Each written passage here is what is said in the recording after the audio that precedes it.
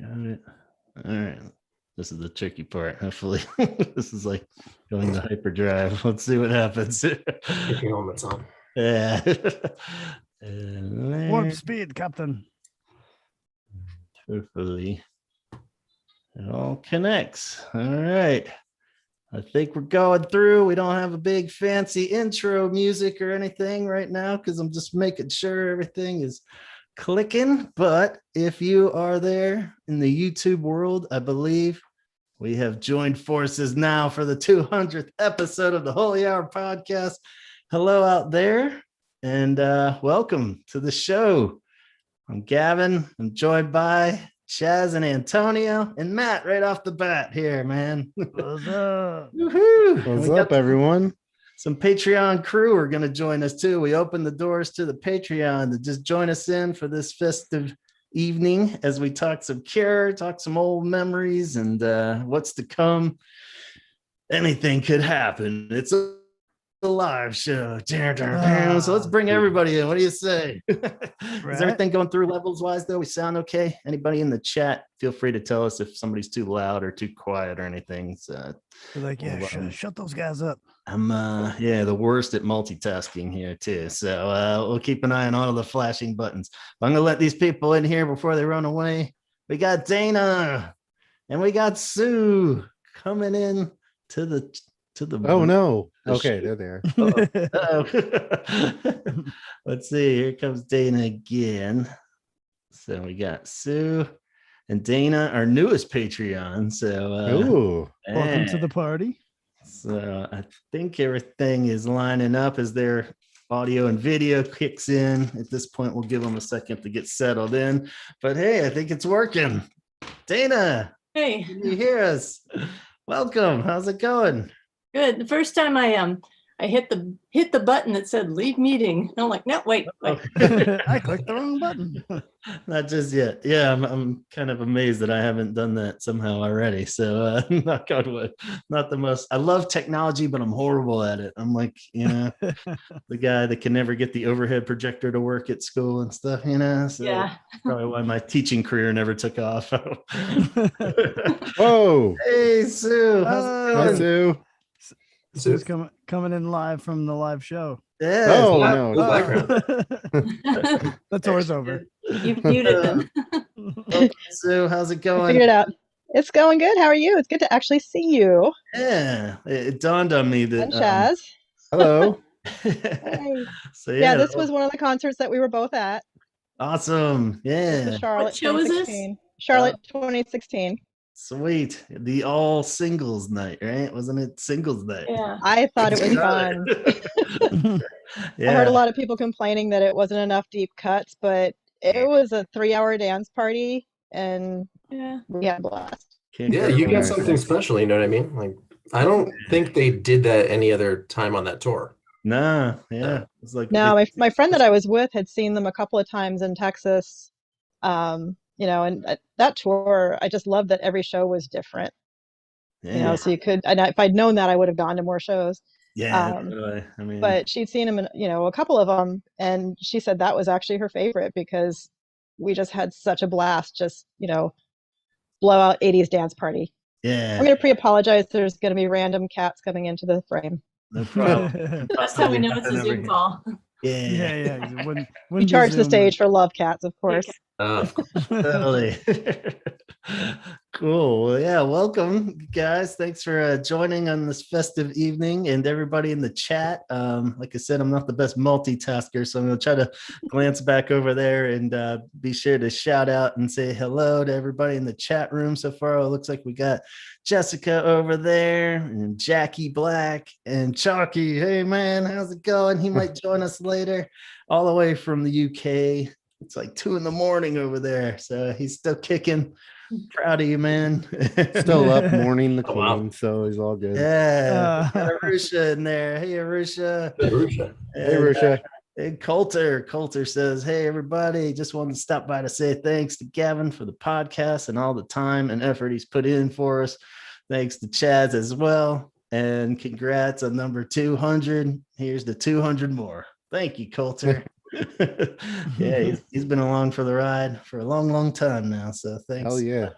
Yeah, So, we yeah. got Jessica in Arkansas, so we got Okay. a good wide range of map going on here. Yeah, and Ben just joined in too. So hey, Ben, I believe he's in Tennessee there. So yeah, it was hard trying to figure out the time frame to do for this because it's like, we're kind of screwed no matter what direction we went in. With anyone in the UK was going to be like 2 a.m.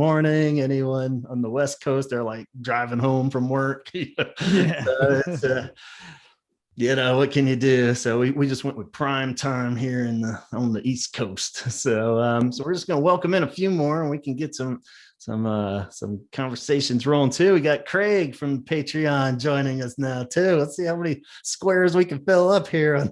Yeah. We got We Karen need- in the chat. we Cool. need enough to play tic-tac-toe. So Yeah. That's do what's some up. X's and O's. Always turns into Hollywood squares somehow. Yeah. But yeah, so pretty cool that it was almost two. Whoop, turn down your phone, man. That was me. So yeah, and Matt's in here too, but I'm too damn old to figure out how to chat. So not the Matt that is here, but my old buddy Matt. So hey Matt, how's it going? Yeah, so welcome. And yeah, oh, we got more on the way. We got Culture says he's coming in now. So bring on Culture. Oh, wow. Let's bring in Allison. So yeah, this is like I was starting to say though, it was near the end of summer when Donald and I first did the first episode. So it's very fitting time frame almost that back in 2015, I think it was. Wow. Did The first last days one. of summer. Yeah. So We were still a year out of getting a tour. Yeah, Yeah. exactly. And when we started, we didn't even know about the tour. So it was kind of like, this is all just old news. We'll just do it for fun. Kier's probably gonna call it a day any minute now. But hey, Coulter, how's it going, man? Good to see God, you. he's driving. He's driving. I'm parked. I Okay. didn't want to miss the opportunity to just jump in real quick and just say thanks to you and Chaz, just everybody who contributes. I'm excited for 200 more, and with the tour coming up and Wish reissue, there's a lot of good stuff's coming. I appreciate you guys, and thanks for all you do. Oh, appreciate you saying so. Thank man. you. Thanks for all the support. Yeah, Thanks awesome. everyone. I gotta hop off. I'll see you. Okay, cool. We'll have you Thank back you. up soon, man. Don't zoom and drive. Right, exactly. Don't do it. Zooming and driving. And hello, Allison. How's it going? Welcome to the show. Hi, Hi, it's great to see you. Yeah, you made Hello. it. So 2 you- a.m. yeah, you're another UK one hanging in there. You got the Robert Smith Yeah. time schedule going, so that's awesome. I do, but I just wanted to come on and say thank you as well. I just love hearing your voices. It's just something really special, especially all the difficult times we've had over the last couple of years. Mhm. Yeah. Podcasts, social media communities have been really, really important. Really bring the world together. So thanks for doing it, guys. Oh, no problem. Thanks so much for listening. And yeah, it's been a huge outlet, like you're saying, just other podcasts, listening to it, like you're saying, and just all the wackiness in the last few years for sure. And just having those outlets to make these episodes too, or I think we even started a few where we're just like, oh my God, what's going on? The first 45 minutes that we ended up cutting out was just like going, are we all dying or something? What is happening? Let's keep this fun. Let's just talk about the cure. But thank you so much. I don't really think that matters. I think it's the whole thing of connection. It's just so important. And we're just connecting over something that we all care about, aren't we? So yeah, you might think you're talking rubbish, but it sounds great out here, Awesome. Well, thanks so much. Yeah. Yeah. I think Gavin and I are our own harshest critics. So, hearing that, it helps. So, but yeah, I thank you to everyone that's reached out to us during COVID. It's been a really tough time, and we all had it. So, but just the quarantine time, and losing time to COVID and not seeing everyone, and but this has definitely helped. Yeah. And so I really appreciate it. And great hat, Chaz. Awesome. Oh, thanks. On. Yeah, I had to Looking find forward it. to- Oh, there you go. Yeah, Yeah, looking forward to wearing this on the tour. there you go. Yeah, absolutely. And I hope everyone sends me pictures so I can be jealous if you wear any of my stuff at any of the shows. So Sure, yeah.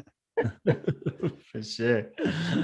Awesome. And welcome, Craig, longtime listener and supporter. Good to see you. Finally. Hey, it's good to be here. It's good to see you guys. Yeah. What's up, Craig? I'm out on the back porch because we've got kids and stuff doing in there. So Right on. That always works too.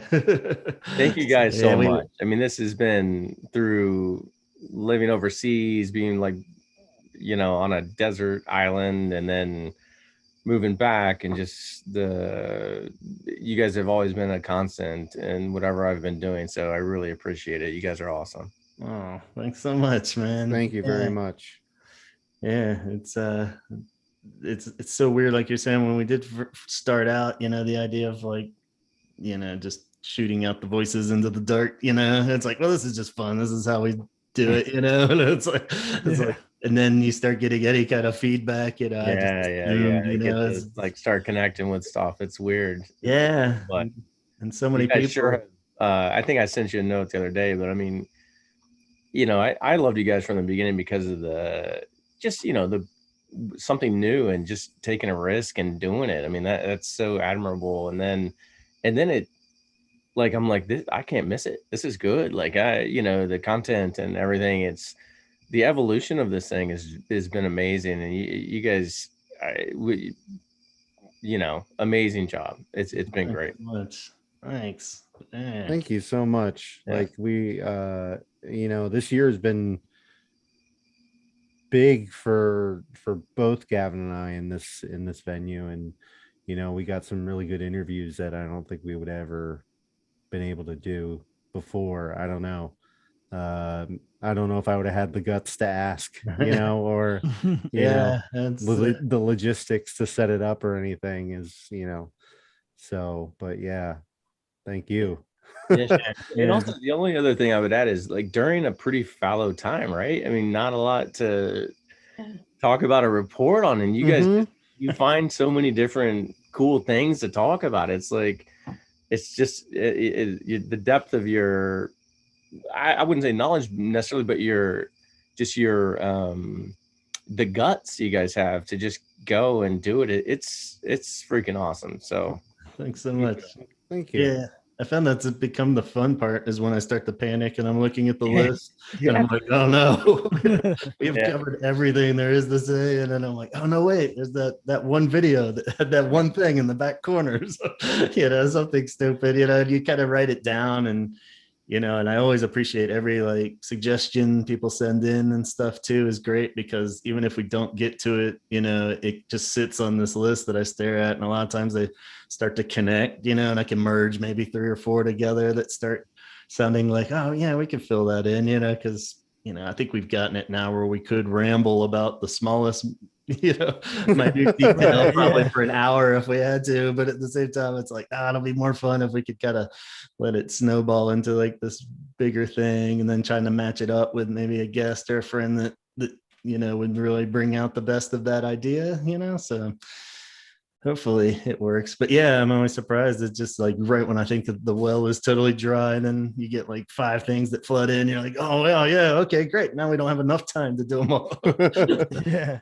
Well, I was saying today I had to drive a lot today, and I was kind of going back through episodes I had already even listened to, because we had, thought about, what are some of the favorites, and I'm listening again to some of the episodes, and that's what's great, is there's always so much meat on the bone that I was like, oh, maybe I didn't pick up on that last time. I was like, I thought it would be weird listening to the same episode a second time, like down the road. I was like, no, I know. I'm like, oh yeah, that and that song and that, that side of this, or even the fact that, it's like, oh yeah, like I was listening to like the, the mixtape episode, and it's like, I forgot some of the songs that you guys had put on those, and I was like, still like, oh yeah, would I put that one on? You know, but it was still like a lot of fun, even the second time making traffic Cool. easier. You know? Yeah, hopefully, yeah, and so many of the jokes we miss while we're rambling at each other. Yeah, that's why Yeah. I feel like I luck out where I get to edit it. Like I listen back and I'm like, oh man, Chaz made a great joke there. We all totally missed it, and then I can like bump that up in the volume. The usual. So. I do have a quick question for you. Like, on technically, how has that learning curve been? Like, to be able to produce and edit and publish, like.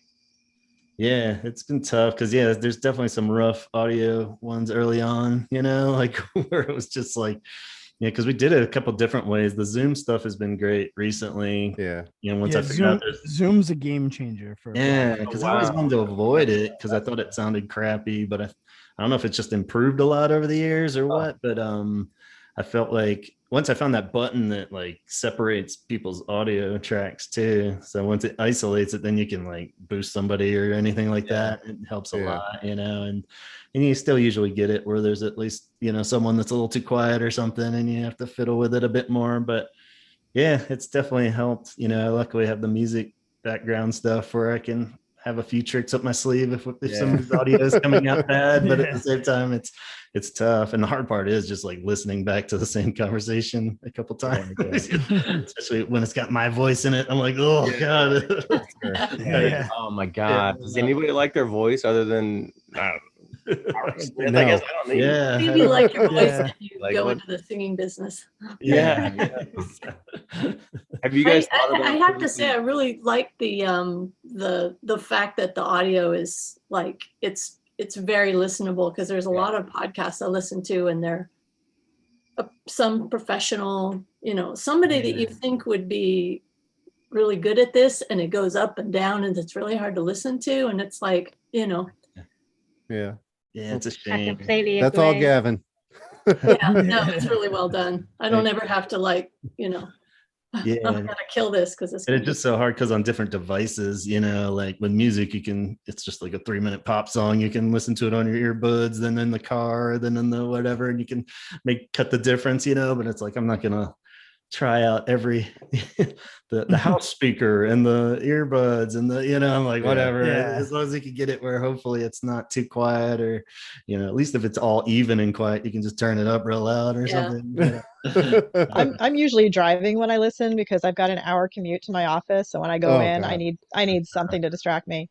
But I was flying out to California and I get so bored on planes, and I thought I'm just going to save down some podcasts and try listening to them to see if that can keep me kind of from getting too antsy.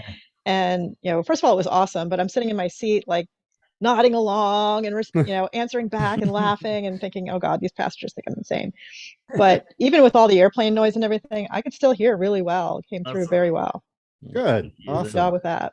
That's good to hear. Appreciate that. Awesome. I never really know, because I usually just go full earbud with it when I'm listening back, and I'm like, oh no, So basically, we need to get you a Grammy because you are you're nailing the audio. If I can only figure out the music, I guess. Have you guys thought about producing any other podcasts or anything else? Like, I would, I'd be up for it. I think because it would be something because I do get into it, and I can sit there it's a ton of knowledge. I mean, that you've developed and cultivated over. Thanks. I've thought about throwing that out there a few times, just as like a side hustle kind of thing, or more selfishly, even through the Cure community and stuff. And if anybody is listening out there, I still love the idea of like getting all these core Cure like bands to have their own, there should be a strictly just New Order one. There should be an all, like a good Smiths one and stuff too. I don't want to touch that one. But all those, you know what I mean? It's like, that would be rad. Just and there are a few floating around out there, but it would be great to get them kind of all under the umbrella. And if it helps make that happen, I hope somebody would reach out. I was like, I got all these recordings. I'll definitely. It's harder to edit other people's though, because I know what I can cut out of ours and what not to cut out of other people's and stuff. Yeah. They're like my rant was awesome. You cut it out. It wasn't. I didn't know that was your thing. Sorry. But yeah, I'd love to do that. So Yeah, and Melissa could definitely start a Depeche Mode one. yeah, that would be rad. They totally need to have one. So yeah. Calling out in the 200th episode. It's time to start the Shivers. yeah, we'll make our own label or whatever. Do they have podcast labels? It's like a podcast company or like Yeah, they have where it's like. Can I pitch a title for the Depeche Mode? Yeah. Oh yeah, shoot. What about Enjoy the Podcast? There you go. That's a good one. That's a good one. These things write themselves, you know. Yeah. You better copyright that right now. Moneymaker up here, I'm telling you. Hey, I hate to do this, but I gotta jump.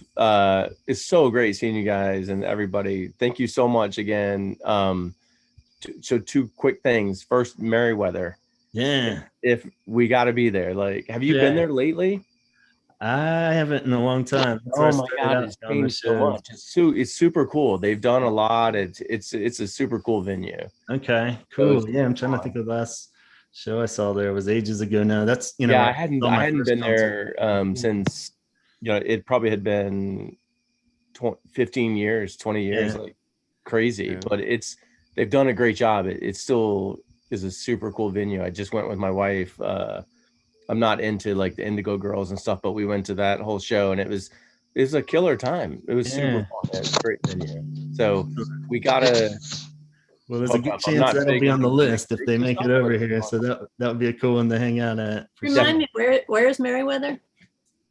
In Maryland. Maryland. Okay. Yeah. Because I know that's where I saw Curiosa. Yeah, exactly. I was there. Mm-hmm. Yeah, that's so fun. I saw them there in 2016. The Cure. Yeah, I was there as well for that. It's super cool. Yeah. All right, guys, I got to head, but it's so nice seeing everybody. No problem. Thanks for popping in. Thank you. Nice to meet you. Take care. Yeah, thanks again. Thanks for everything. And we got Kate joining in as Craig heads on out. So Kate's been a friend of the show, curethreads.com. You hear all about if you stick into all the ends of the podcast there or the beginnings. Whoa, and she's got the excellent background. You like that? Petrified. Beautiful. And nice, very nice. All gussied up. Wow. Welcome. How's it going? It's going better this time. Excellent. Yeah, you're having a rough day that last time. So it's good. It was rough. See you smiling and Oh, Allison's here. Hi, Kate. It's lovely to see you. How are you? Good. How are you? I'm really well, thank you. Chaz and Antonio and hello. Sue and who else? Yeah. Going through all my names. Yeah, here. there's a whole chat going there too. Dana. I get too distracted if I fail. Dana. I always like those Cure watch parties. I did like one of them. And Matt. And I get so distracted. I'm either in the chat and then I'm like, but then the Cure's playing. So I'm just like, we're like saying something. I'm like, I can't do this. So, it's hard. I'll pop over there. Looks like we got our first question. When from looks like Lance 3 or Land? No, there's no N. Lance 3. When is the new album? So. Yeah, so I did have a list of some small topics we could throw around if we get into some. But that new album, yeah, what do you think? Well, they would have there's such a long line at the vinyl plant that I think they were also referencing the possible new Depeche Mode album. That's what I was going to say. Yeah, okay. That's what they were talking about. Okay, They're saying that the Depeche Mode album is probably going to beat the Cure album to the record stores. I don't know. I'm probably going to put out an album before the Cure puts it out. I don't even play any instruments. Yeah. Pretty much the odds are in favor there. There were a couple reunion somehow. Yeah. All two of them. A couple new clues there that didn't look too promising. What was Roger said? I think it was just today, right? He posted a picture of his workspace there, his studio, and said the new and we're going to talk about that too if we have time. But he's got a music score coming out to a film, and it said and a new solo album too, and then the tour. But then he didn't say, you'd think if he was tacking on all the things that are away from coming out. So I was all like, oh, that doesn't look good if he didn't say, and that old Cure album that we recorded 3 years ago. So that we've been promising since 2008 or something. Yeah, or maybe he just knows now not to even mention it. He's definitely staying busy. I mean, he's maybe I think COVID got something up him, so he decided, a lot of music output for him. So yeah, if he puts out another solo album, that's 2 before this one comes. And a music score, and well, maybe they can play Roger's album on the tour if they that could work. Yeah. A lot of those songs Maybe the Cure will open for Roger. Yeah. Everyone's like, wait, what is happening? But I want a 3-hour opening act. But so hard to say with that new album. But Depeche Mode's probably will come out beforehand. So I remember when did we review the Roger album? Was that in the last 100?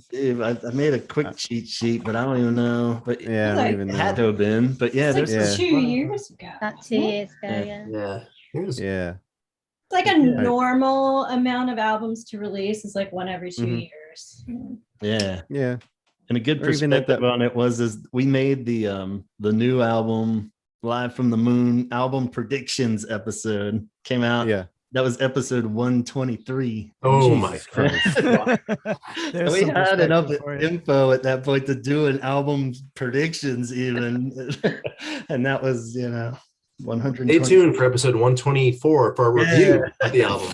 The good part is if we do get a release date and it's all official, I want to listen back to that one because I have no clue what we said at this point and see if any thoughts have changed or if I've forgotten anything. So that'll be fun to revisit. But it's not looking good before the tour, and it almost has to be like you're saying, just mysterious like streaming drop, like surprise day of the tour kind of thing, which doesn't seem likely that the Cure would do that, but I'm fine with that. Like if they did that and then you have to order the vinyl later, just because there's such a backup, and like that would have leaked if they would have been in line for the vinyl release. So I mean, as a vinyl collector, I can't tell you the last time I bought a vinyl that came out at the same time as the actual album did. It's not an expectation, so we're not expecting that at all. That's the frustrating part, is like we could have done this 2 years ago if that was the format they're going for, but whatever. But it's just homework. It's just not even, it's not definitely not mixed. I don't even think it's done being recorded yet. Probably not. We're being honest. Like, we finished the album, but that's the second one. We're still working on the first one, and and that's the thing with like Cure Talk side of the world. I feel even just goofy bringing it up now. It's like bitching about traffic around DC or something. Exactly. Like, oh, here he goes again. But so we'll see. But hopefully, I guess the positive. You're gonna love it. Just let us have it. I guess the positive angle is that even if there's no album, I think we're all totally fine with hearing a handful of new songs, hopefully on the tour. That would be pretty great. That seems more realistic, and I think you have to now. I think he painted himself into a corner where no matter what on this tour, you're going to hear something new. Whether it's like an apology for the album not coming out, I would expect like 3 songs minimum. You know what I'm really curious about is down the road getting the backstory on why this album actually took so long. At some point, I hope somebody says something, because I feel like so much of it's always so secretive, but I'm like, it's going to be, I hate to say it, I think it's going to to be you guys in like 5 years. Seriously, though. 1,000 podcast. For 1,000. The album is finally come Dave out. Allen, there was stuff we didn't know about Wish. And that's 30 years after the fact that we found out about his alternative mixes and things like that. So I think it's just, they're so close knit. No, stories are going to get out unless Robert wants them to. And I think it's just we're still a good few years off before we hear the real story. I'm dying to know what happened to 414. You know, that was 2009. That was supposed to come out. Right. And allegedly it was done. That's the part. It's like if the stuff is done, so and we got Mike joining us. Hey, let's see. I think he's this is Mike White out in the UK. Hey, Mike, and everyone's staying up in the small hours. Can you hear us, Mike? I can't hear him. I don't think we got the audio in yet. Can't hear you, Mike. Muted. Okay. So we'll give him a second to get that square, and I think it's all good on there. You'll probably remember Mike from the High episode we did recently, where we talked about the release of High, and and we just released an EP today. Mike and I had been working on 2 Cure covers we did together when we got talking, when he interviewed me for Blitz magazine, and then we had him on for High. And then we just kept talking, sharing recipes and everything. Well, I guess he sent me recipes. I didn't share any, but he doesn't want my recipes. But we just were like, well, let's do a Cure cover or 2 or 1, I guess. And it went so smoothly and awesome. And I was like, let's do another. And then we just started working on some originals that he had, and we wrapped it up very organically and smoothly. It just came together in time for this even. And just posted it today for whatever reason. We thought this would be a great celebration of it, and we put it on. It's on my Bandcamp site, so Gavin Connor at bandcamp.com, and we did it under the name Stone White Clowns because they were supposed to just be 2 faith-esque covers. And I like that we're sort of calling ourselves clowns in the process. And then Mike came up with the awesome title for the EP, The Creepy Crawlies. So if you Crawley,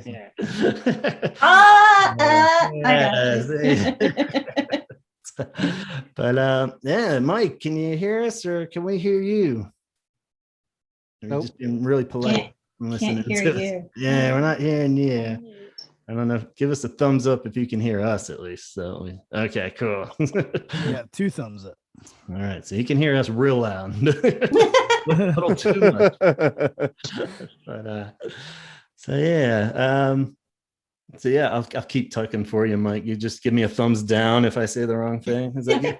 Yeah. That's not what happened.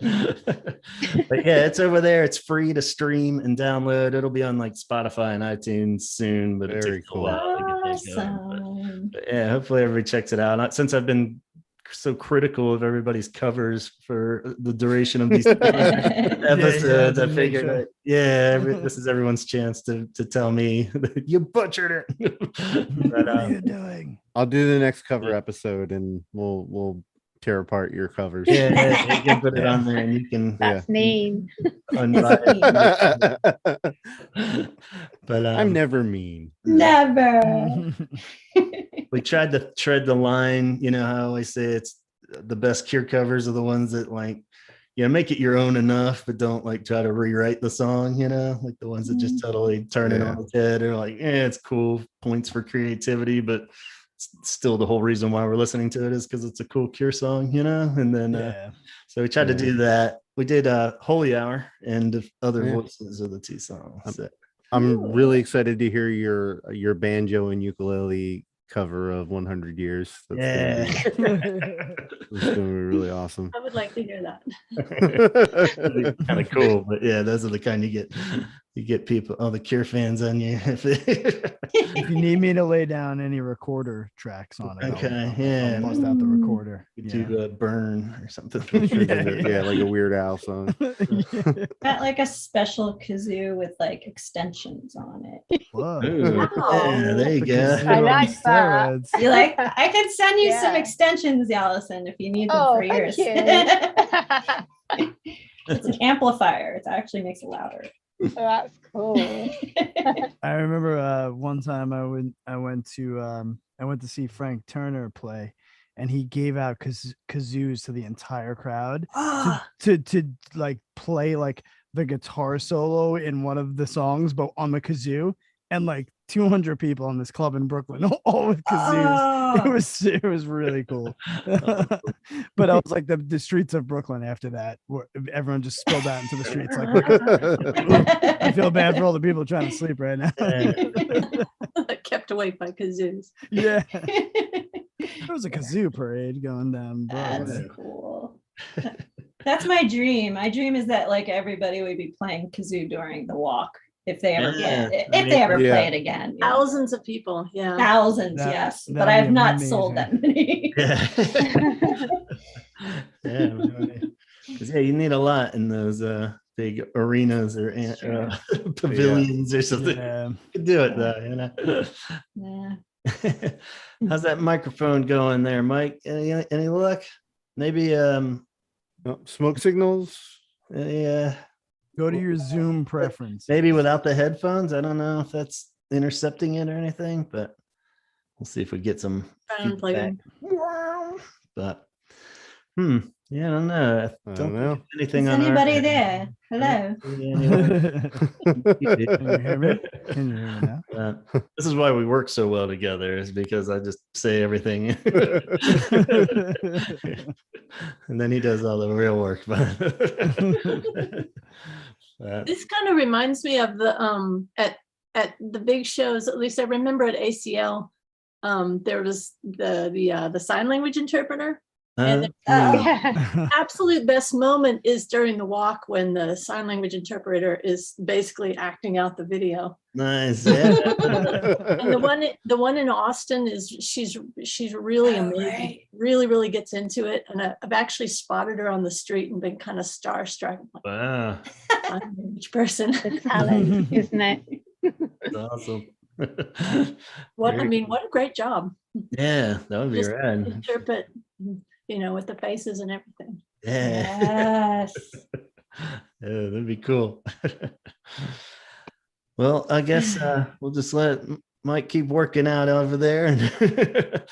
So, how's the chat looking? We got any questions going over there? Everybody comfortable? Where is the chat? I'm afraid to click on anything because I might close something. But it's on the YouTube page. Oh, it's on YouTube. Yeah, watching it. You can pull it up on a phone for all you guys in the Zoom here. But I think hopefully everybody's doing good. Donna. Yeah. Oh yeah, it came. Look, check this out. Like I'm on my homepage and it came right up. Okay. Wow. Yeah.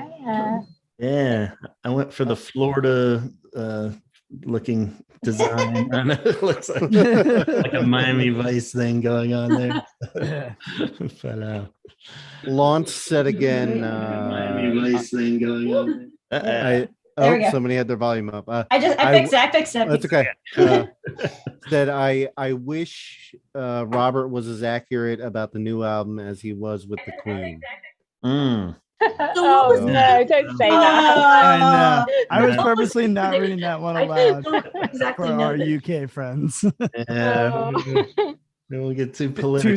Too soon. Let's talk about colonization. Yeah. No, please. Let's give our boy credit. That was pretty creepy and weird. It was like, because I saw people reposting that, and I was like, yeah, I remember he did that rant, and then it's like I was rewatching it. I was like, oh my god, I forgot that he totally landed on the day before, and I mean, I guess technically he was off by like 10 years in a day, but at the same time, because I think he was saying that year. But let's not get. But he pulled a Matt Groening. Yeah. How the Simpsons predict everything. It's pretty crazy though. So I've been telling people it's just clear his superpowers are definitely starting to show now. People are like, wait a minute, this guy, he's not from this world, I don't think. So. I was like, oh no, they're gonna have to cancel the tour because they're not allowed to play because he was gonna say he killed the Queen, so he's banned.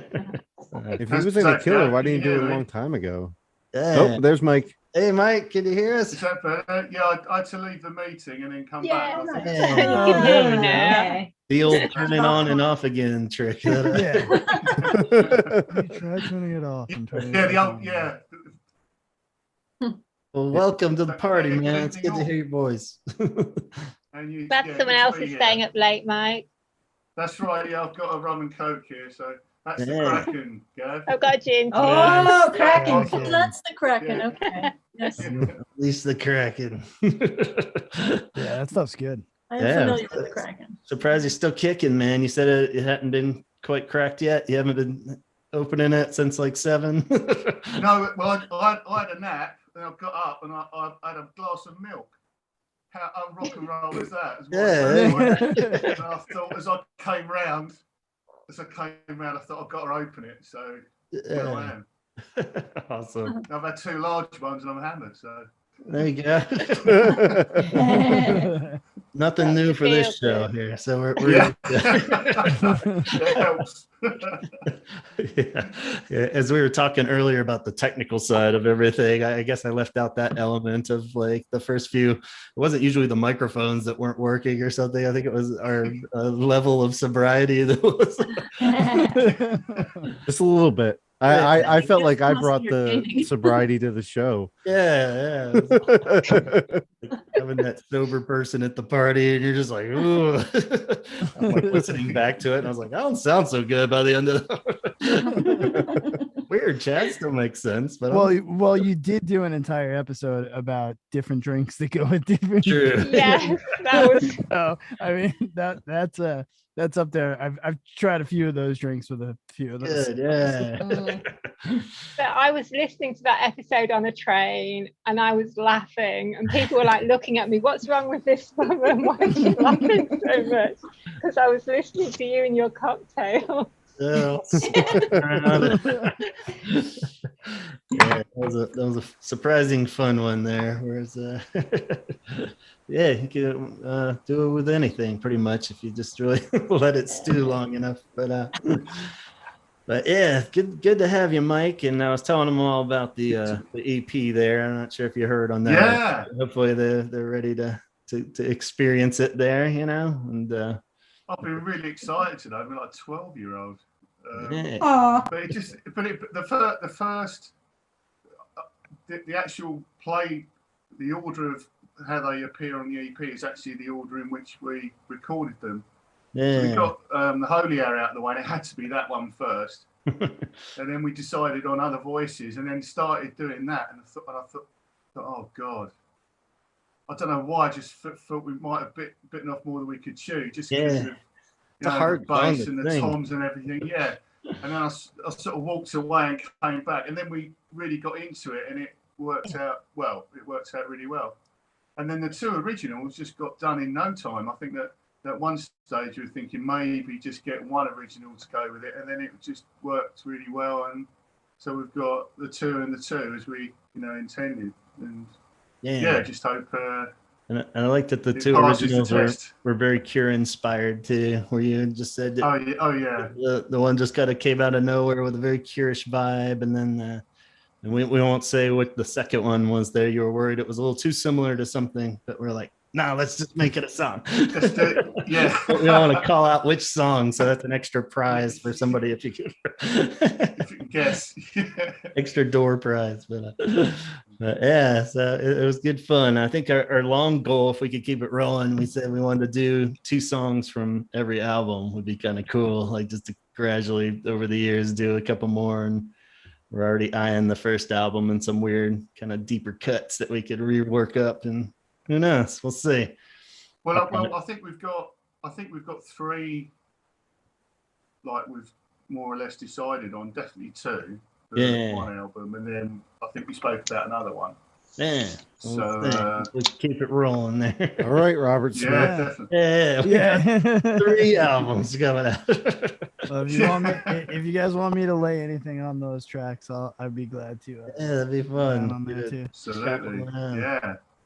Awesome. I want to do a Deep Green Sea. I think you were talking about doing like some kind of folky banjo Deep Green Sea kind of thing. I think that would be so fun. Yeah, it could be cool. Nobody needs to hear it. I always love about like Cure covers. I'm like the first to bitch it. Like, that sucks. Why are they doing that? Because it's fun. They're so fun. I know. Like I think on that song in particular, you'd have to do something radically different because, how could you you know, I don't know. You just have to do something so different because it's so perfect as it is in the way it's done. You know, maybe I you know, but yeah, doing something like that with the kazoos, maybe. Yeah, get this kazoo. We'll all play the kazoo. Oh, that could be like the Roger note. Could just be like.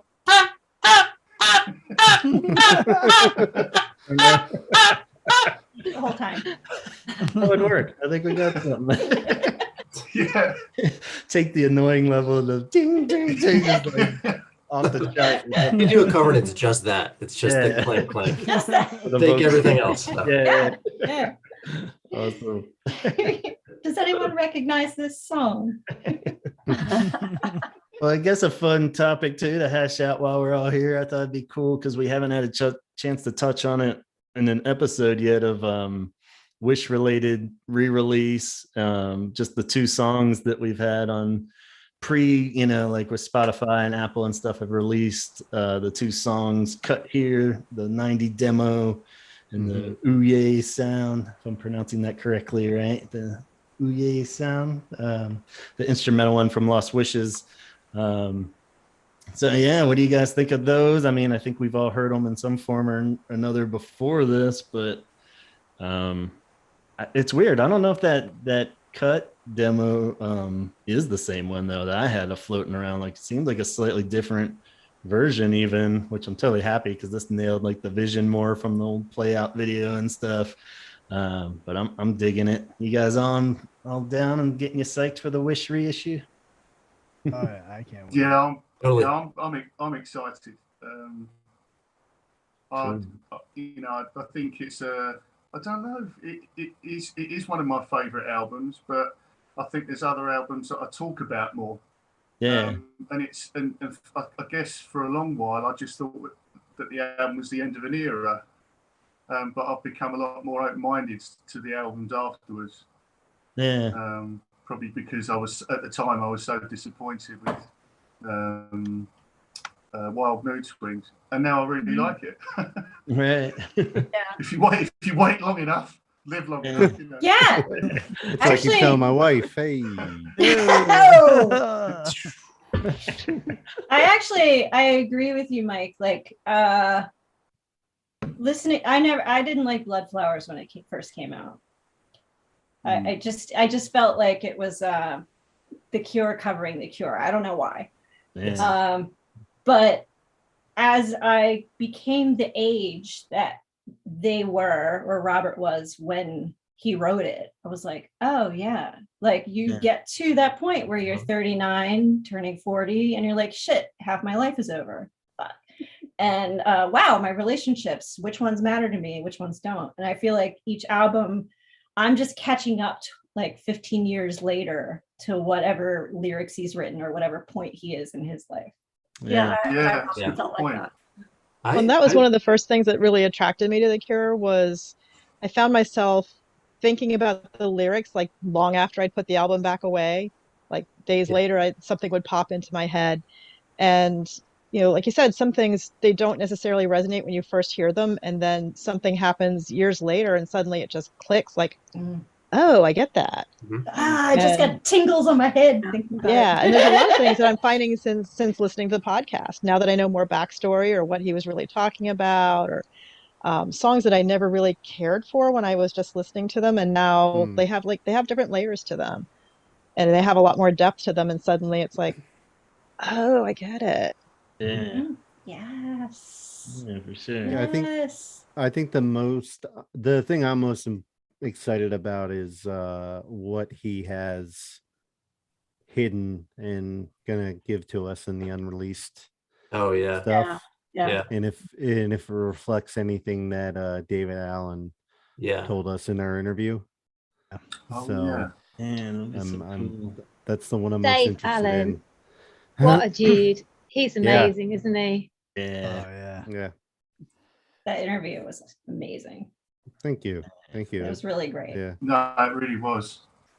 Yeah, and I love the angle that he seemed such like a fan too. You know, you could just hear the enthusiasm after all these years, even, and especially how it all, kind of fizzled out after that. But that he still just talked about that album and just all his Cure years with such like, love, really, Yeah, there was love and a lot of Yeah. positivity behind it, even though the end result maybe wasn't what either side thought it was going to be per se. So, his still cheerfulness about it, I felt was like, and very genuine too. Was I found so interesting after so much time and all the stories you hear and all the, it's like I was like, wow, it even made it doing that record even made an impact on him.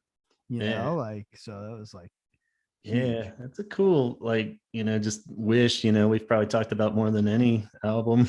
Actually, looking back over all the billion versions that we've done, the recaps or revisits of Wish, and we'll be doing another one when we get the reissue, I'm sure. But like, it is weird because it is such a dark album that's kind of covered up in happiness because of Friday I'm in Love mostly and stuff, and I think even like we were saying just a minute ago, the idea that you there's a bit of sadness as a Cure fan because it is like the end of the era album, knowing all the history with it and stuff. So it's easy to kind of just think of it more as a bookend than an actual album. And now when you step back and look at it, there's a lot of good depth in it, and there's a cool darkness. There's a real, it's kind of like a sad album that's hiding behind a fake smile in a way, kind of.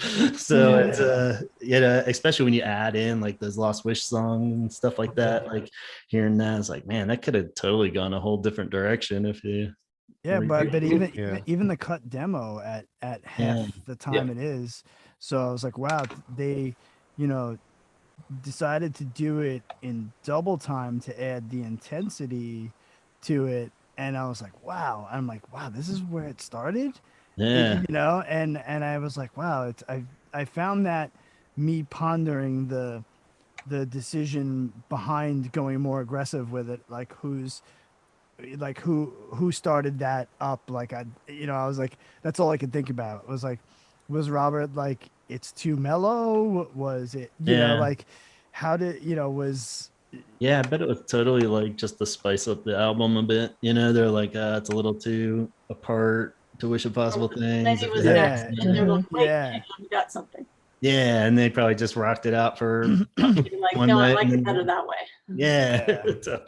Yeah, especially if you think about it too, if they were playing that like in 90, and then by the time 92, or like they probably sat on it for a little too long, and then like by the end of the studio sessions we're like, let's rock it out, see what happens. And then that felt fresh and cool, and they're like, yeah, let's put that version on, but I still don't know which one's better, really. I mean, I'm loving this slow one just because I've been waiting what I love about years, it's like I think I kind of love it because it's new, but that to me is one of the most like beautifully intense songs. It's very plaintive. Like, but I love seeing that it came from that. Cool. It was very like moth into a butterfly kind of thing. Like if you look at the demo into the play out version, into the Wish album version, and then into the show performance, which is turned up even more. There was so much creativity coming out in that period from 90 to 92, like all the different styles that they were trying to do. Big Hand, Harold and Joe, Never Enough, and then you do Friday I'm in Love. It's like those 2 years, and we don't even know the stuff that Dave Allen has that we haven't heard yet. It's like, or what it's going to sound like remastered too. Exactly. So it's like it's going to be, I feel like it'll be great. Yeah, I mean, just the Lost Wish stuff. I mean, that was great. Hearing a good quality. I kind of assumed it would go that way just because the MP3s I had of the old Lost Wish were just somebody's old tape that they stripped into their computer, probably back when you were first able. That was probably the first thing anybody stripped into a computer. It's like always had like a crappy or just real quiet. So it was great just to like blast that like in good quality for like I'm still doing it, but yeah, it was pretty consistent for a few. Henson, my kid, was like, again, we're starting every day with this C. It's like, I swear, the rest of the day will get more fun. I just need to start out. But yeah, I can't wait to hear the other Lost Wish ones. That'll be great, just to have good quality versions of all the. Yeah, I still have this idea, and I don't of I want to take some of the ones with no vocals and record like my own melodies and stuff to it. Yeah. And see I what love comes that idea. out to it as like a, it's like a cover without being a cover, or Yeah. I mean, essentially it's like a remix. So I'm like, I can't wait to get my hands on it, because I'm like, oh, I'm definitely gonna do something creative with it, For with sure. some of those tracks. Yeah. That used to be fun when I was a kid. I'd always do that, where you just get like some instrumental track from a band and try Yeah. to try to put, because it's like I couldn't write a song at that point, so I'm gonna take their song and try to write lyrics out. But I think that you sound would be a nice bed for like doing some stuff over, wouldn't it? I like that one. Yeah. Can I throw one more wish thing out? Then I got to run. Yeah. That's it. Love it. I just wish we got the Letter to Elise acoustic on there. That's the one thing. So close. You have everything else is perfect, and I don't want to throw a complaint out. There's just the one little thing.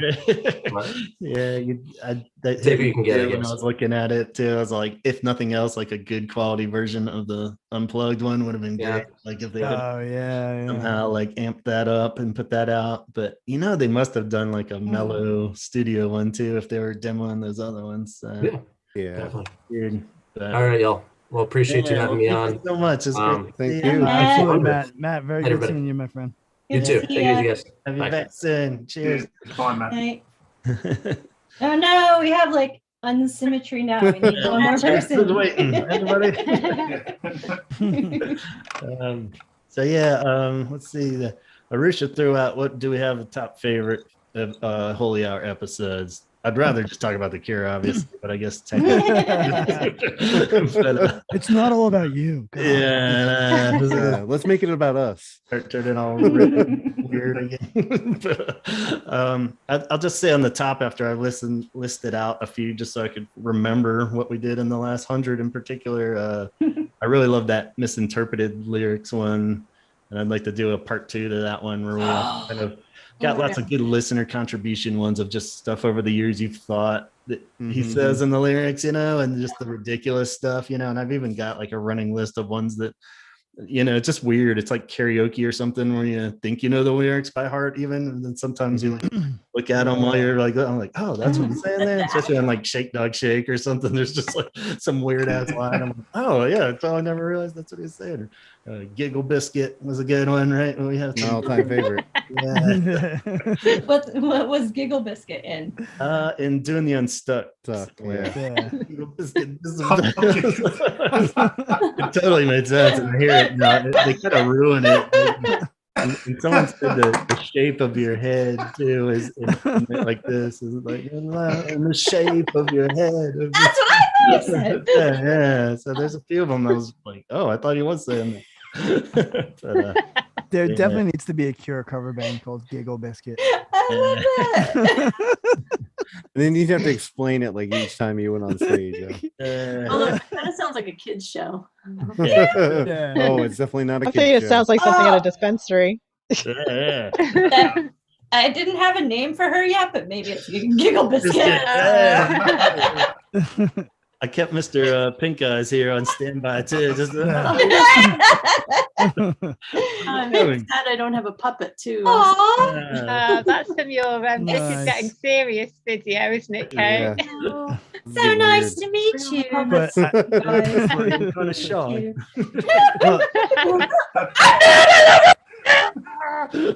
Well, this is a perfect segue then to, I have to mention one of my favorite episodes is when you had Christian Jacobs on.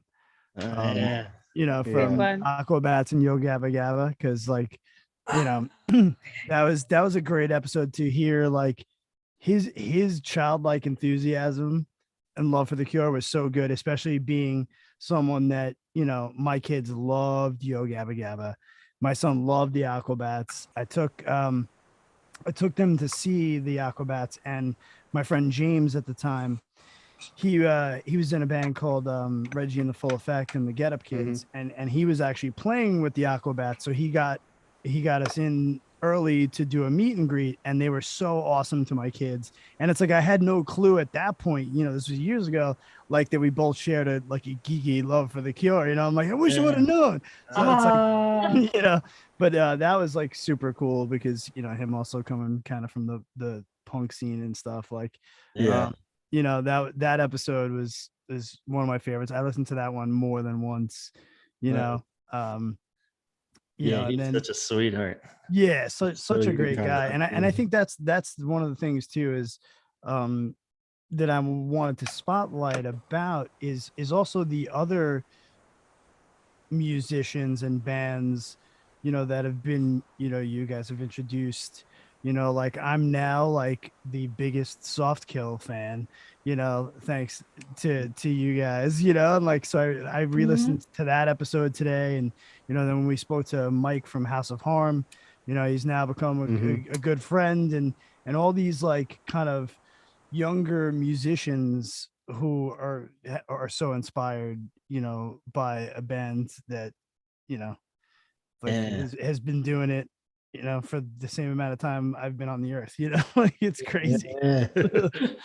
Yeah, I love that actually during the pandemic when we did just kind of the what are people listening to, you know, it's definitely steered a little too far from the Cure topics. I felt a little bad, but at the same time I was like, I don't know, Cure fans have the best taste in music. I think we can all agree, right? So like all the other bands that you're into, I love to hear about them, you know, and it's pretty cool. But And, yeah, even if it's just so interesting to, you know, from being a musician myself, and then also just from a fan standpoint, I love knowing like, well, oh, who did they inspire? Who, you know, like, I mean, just the reach is insane. I mean, if you think about all the records that have been inspired by, you know, like by the Cure, it's probably uncanny. Like, I can't even fathom that, you know.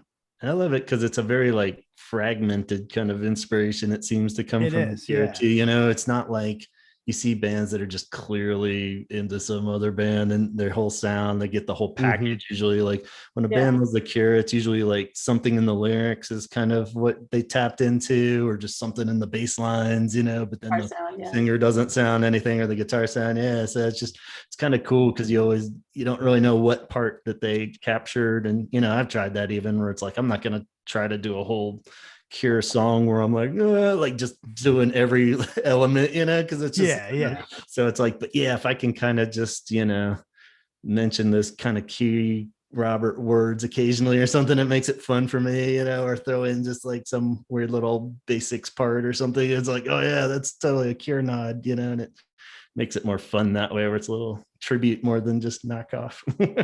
yeah. I think those episodes are great. And, you know, it's like, you know, I know we've, you know, got some other bands and musicians that have asked me about being on, and, you know, like, that'd be great. Yeah. You know, it's, you know, we're not here because we just love the Cure. We're all like lovers of music. You know, like bands, I think bands in particular worry too that we're like gonna just hound them about like, admit it, you love the Cure. I don't even think we talked about the Cure when saw the guy from Soft Kill, Tobias was on. Yeah, it was like he brought it up in when he was talking about the, you know, the bands as he was starting to discover that he loved music, like 9 Inch Nails and the Cure, were stuff that shifted him a little bit, you know, from just the straight punk and kind of opening up his mind to other things and other sounds, you know, because, you know, I mean, we've talked about it before, you know, Robert Smith is the poor man guitar player's guitar god, because his leads are so like, you know, like I'm not a leads guy, I'm a rhythm guy, but when I can play a Cure lead, I feel like, oh my God, I'm the best guitar player on the planet, you know, because it's like he's exactly, he's like, you don't have to be flashy to put the right thing together, you know. He's just like, you know, it's amazing. I learned how to play bass by sitting there and playing along to the Cure, because Simon was like, I'm just going to be tasteful, in the pocket, and in your face, you know. And so it's like, it gave so many people the like, all right, I can do this thing. Cause it's like, you know, I learned that Fascination Street bass line and I was all right, cool.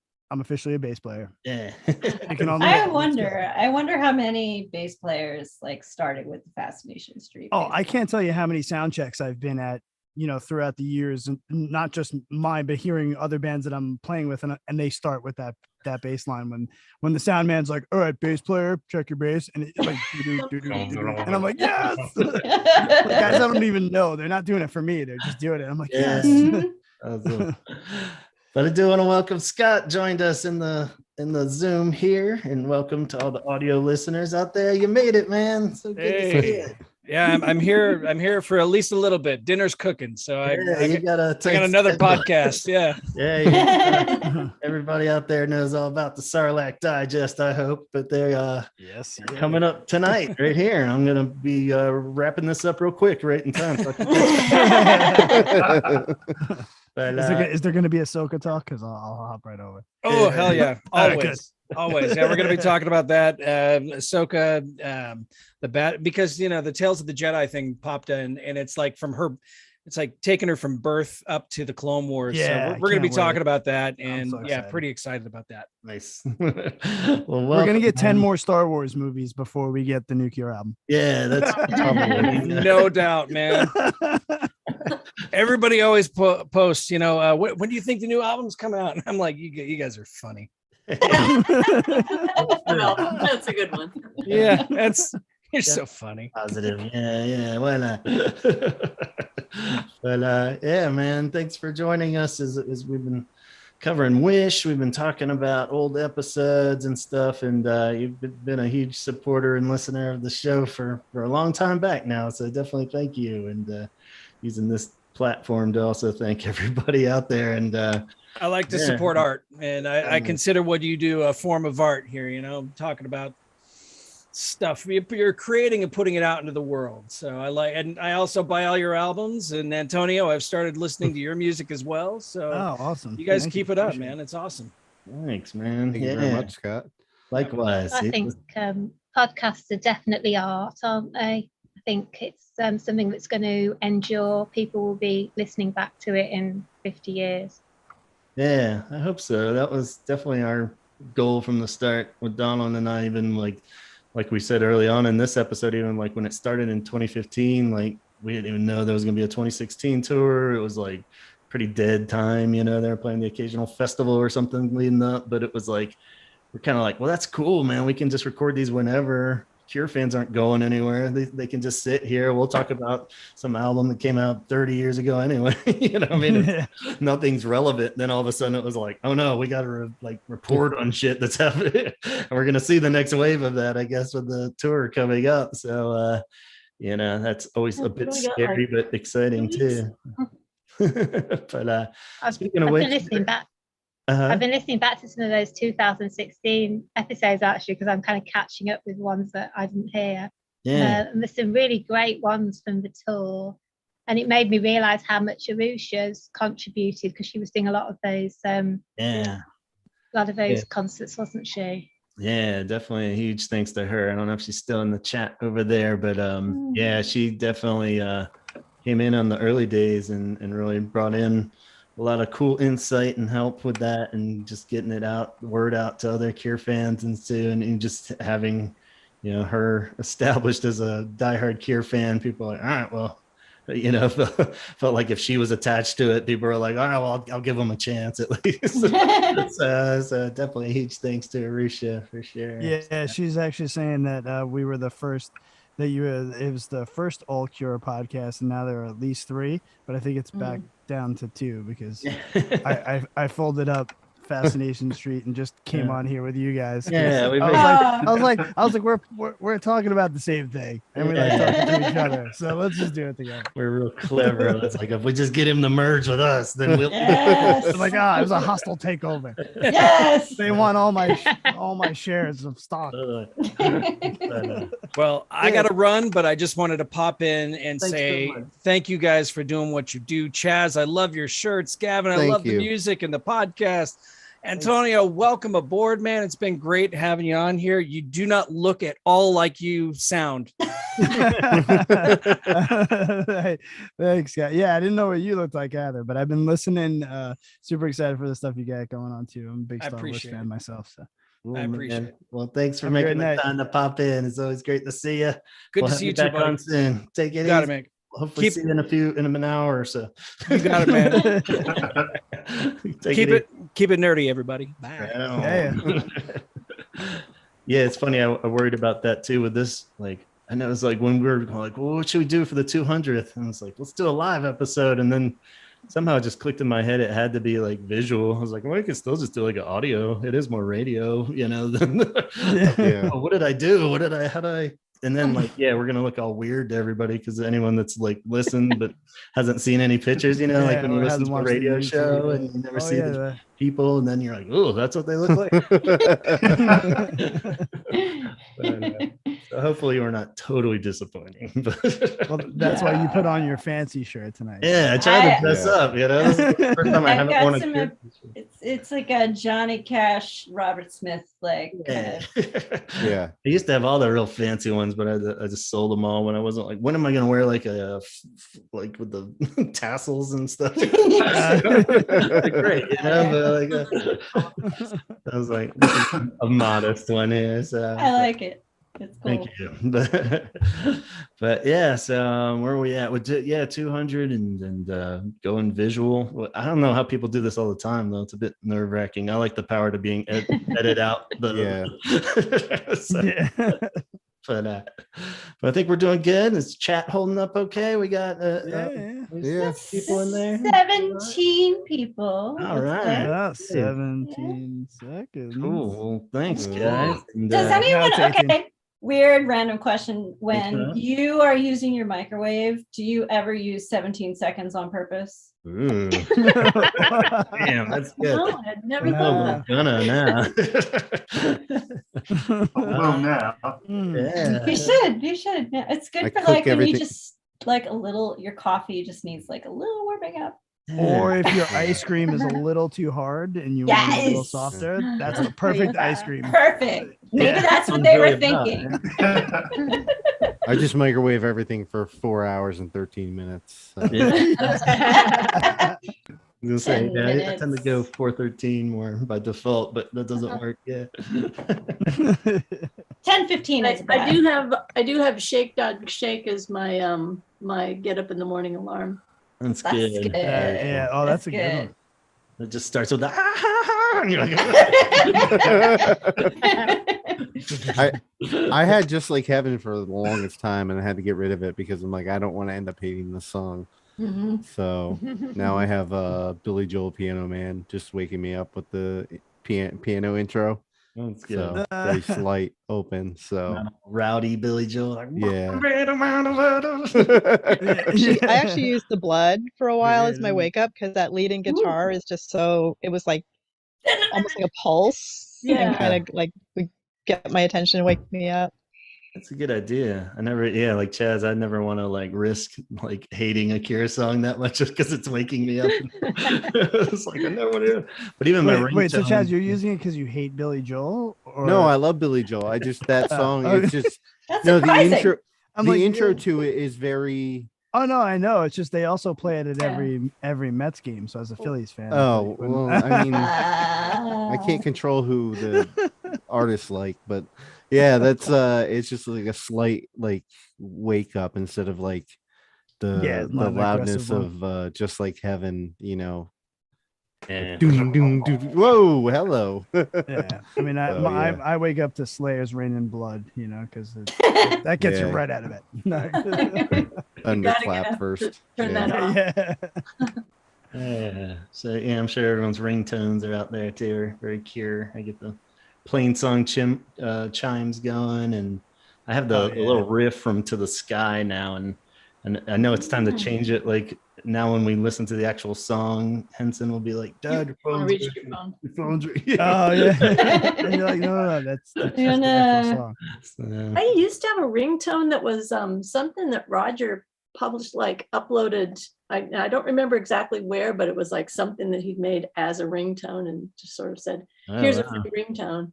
And I lost it. I changed phones and I cannot find it. And it was a nice little like tinkly sort of it wasn't even a song. It was just a ringtone. That's cool. Where did he put that out as? Like, I don't remember. It was like, it was a long time. I think it was actually when he wasn't in the band. It was that long ago. Which time? The most recent. So really, which time? When he was between being in the band. Okay. And well, which time? Oh, I don't know. You know, it all everything before yesterday kind of blurs together. So was it okay? I'm serious though. Like, was it before he came back for Wild Mood Swings, or was it like the other time where he came back for? You know, it would have had to have been after Wild Mood Swings because I got it online and I didn't have internet before that. So okay. And I didn't have a cell phone either. So true. Okay. I in think the I had chat. a phone. I think it in was the chat, that long James. ago. Oh, sorry. In the chat, James McCullum said caterpillar as a alarm. So that'd be a good way. Yeah, that's a good way to wake up. Yeah, right in the middle of you have like an instant nightmare, then you don't wake up. Ah! Yeah, for sure. That's cool. You I should guess just give me it and it would get you out of bed. Yeah. Trying to think of the most abrasive like intro ones or short-term effect. Yeah. Yeah, I would never get out of bed for that. I'm not going anywhere. Stay under the covers. Put Freak Show on and put your phone across the room so you have to get up and turn it off. Oh snap! Rolling on the Not 100 years. Yeah. Never get up. Never get up. Way to start the morning. Yeah. Same deep water as you. Just lay there for that'd be a good podcast episode. Episode worst ringtones and worst alarm songs. Yeah. We're on to something. Put that on the list. Well, there was somebody I can't remember who that I had talked to on the 2016 tour that had been on a like an airport shuttle or something, and the band was on the same shuttle and their phone went off and it was a Cure song. No, it was like silent. I can't remember. And it's like, it told this, but look over and Robert's like, yeah. I am the world. Yeah. He's like, I just made a penny. Never spent.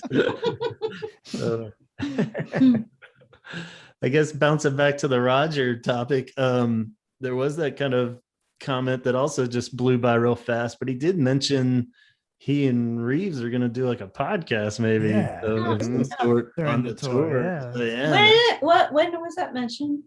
Just like on Twitter a couple weeks ago, it was like the tour's kicking off, and then it was something where he had like a little portable thing. I don't know if it was a studio thing. Yeah. It's something about Reeves. I think he full on called it a podcast, but I'm assuming it would be like a wrap up or review of the shows kind of thing, or reporting as maybe they'll just talk about what snacks they had or something. Who knows? But like, I was thinking maybe they're going to go into competition with that's my first thought.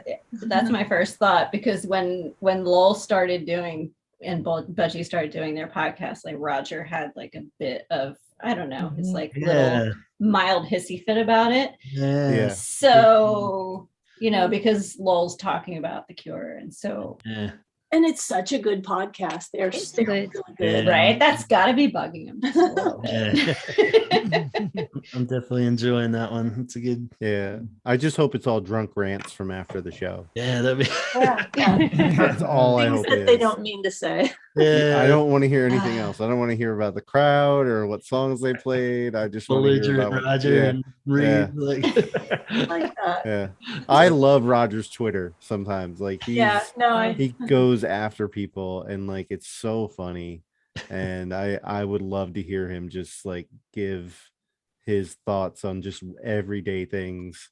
Yeah, because he definitely says things that I would not say online. Oh yeah, absolutely. He's got some like legit like smart sarcasm, like I'm very like, oh okay. I'm like, we're going there. Touche. Yeah. I'm like, so now our goal is to have to be guests on their podcast, or for them to be guests on ours. Everyone can be guests on everyone else's. Yeah. We just dissolve their podcast into ours. Yeah, and they're just yes. It'll be a tight enough competition there. Just don't interview Lowell, and you can probably yeah. As much like Lowell's gonna call. I'm gonna be like, look, dude, we can't talk to you. Yeah.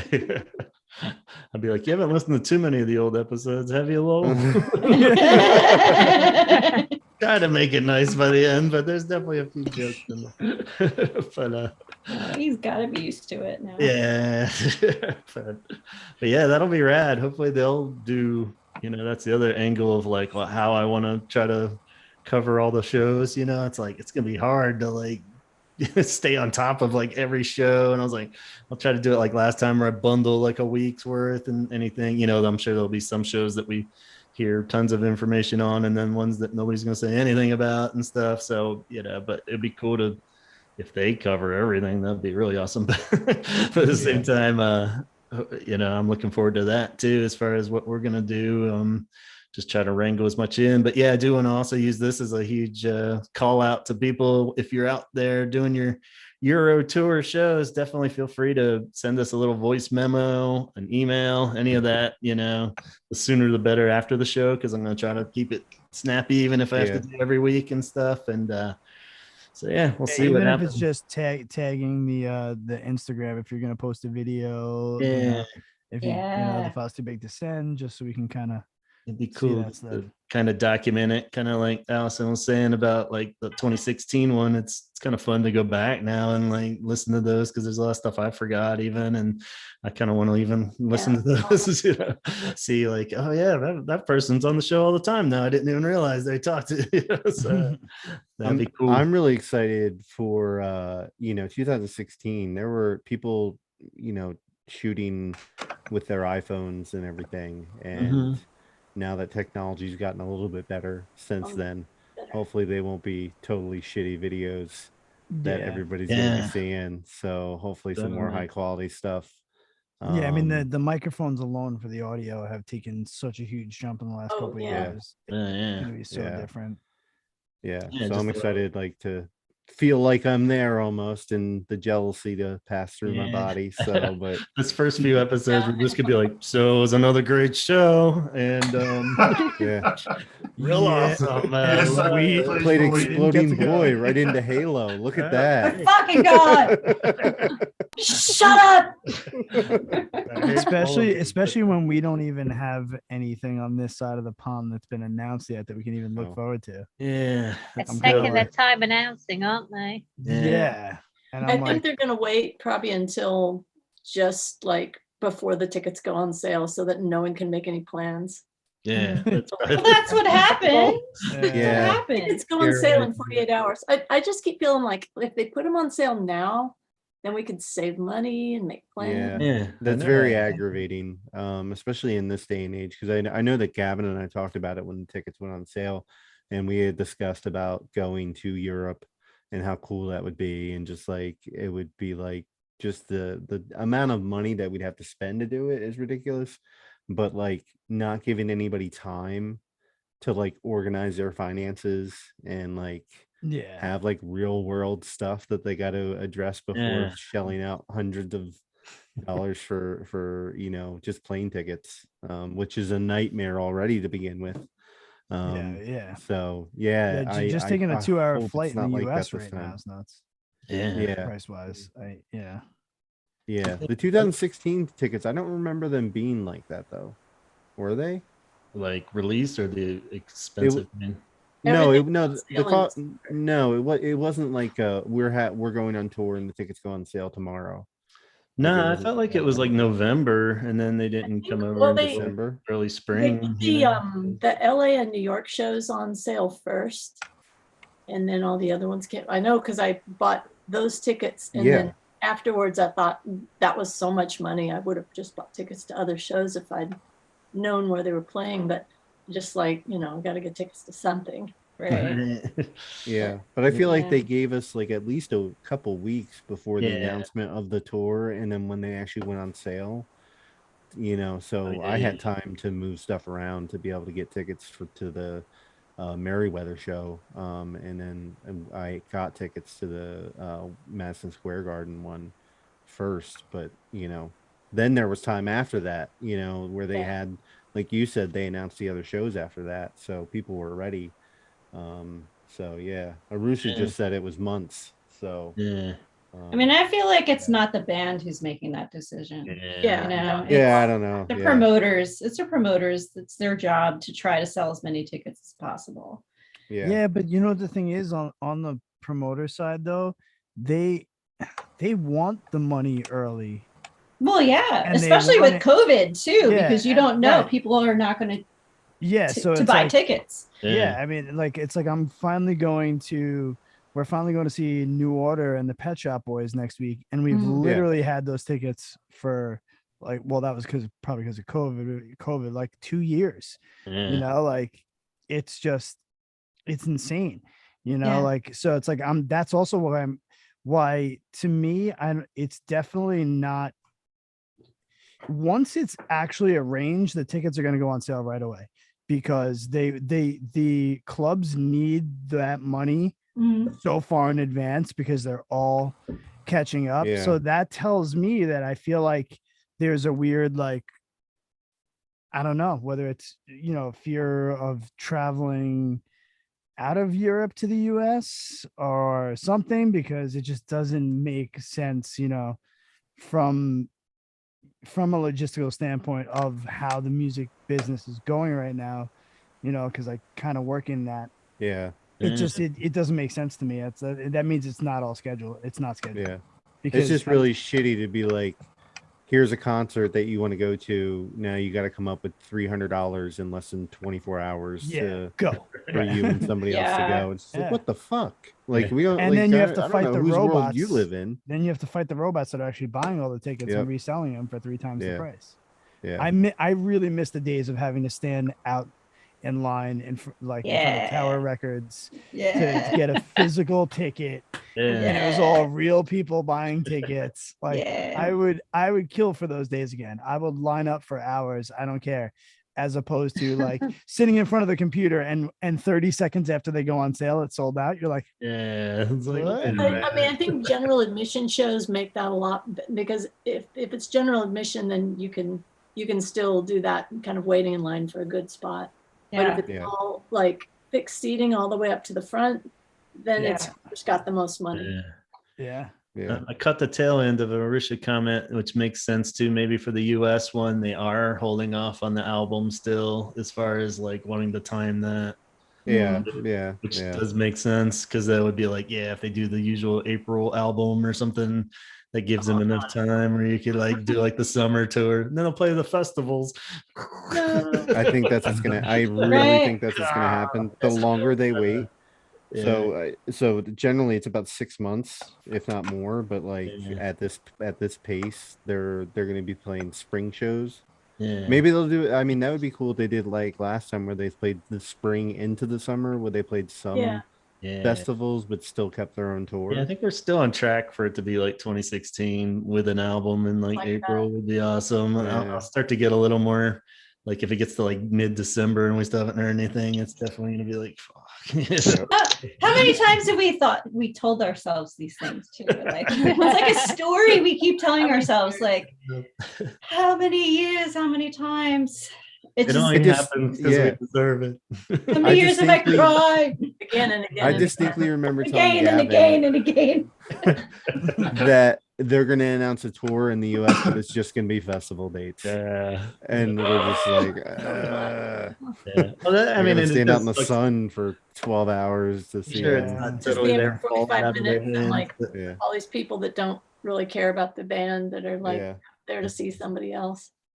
It just sucks because he flat out said rest of the world shows coming soon. You know, like I was like, I'm gonna figure out maybe like one European one. I could maybe do some magic, or I was all like looking into like dates that I could drop the kid off with my brothers and just like I've been doing that. Like I could just. There's still time. Yeah.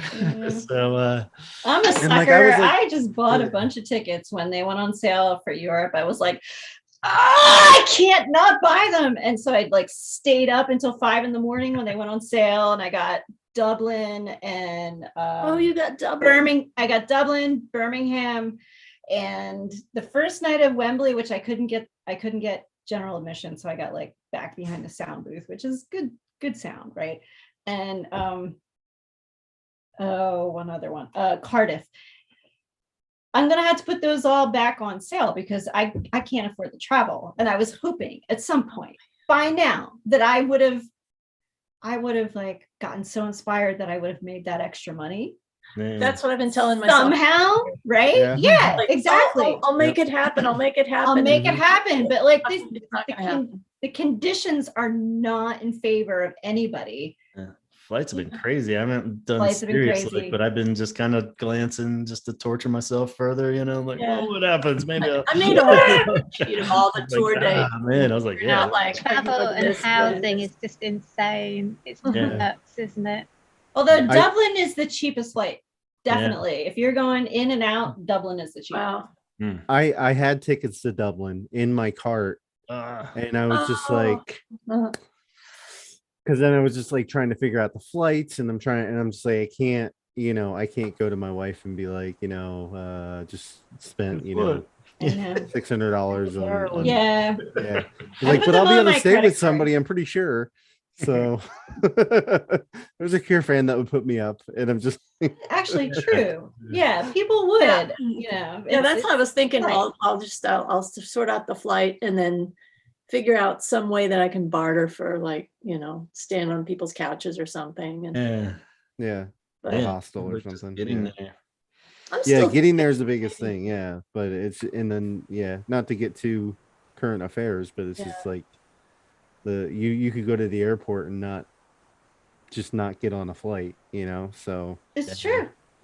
It's reality. Like people say, like closer to the time now is like the way to do it, but I mean, how can you like buy a ticket, figure out where you're staying, and then just be like, I'll just wing it the week of, it's like you can't do that.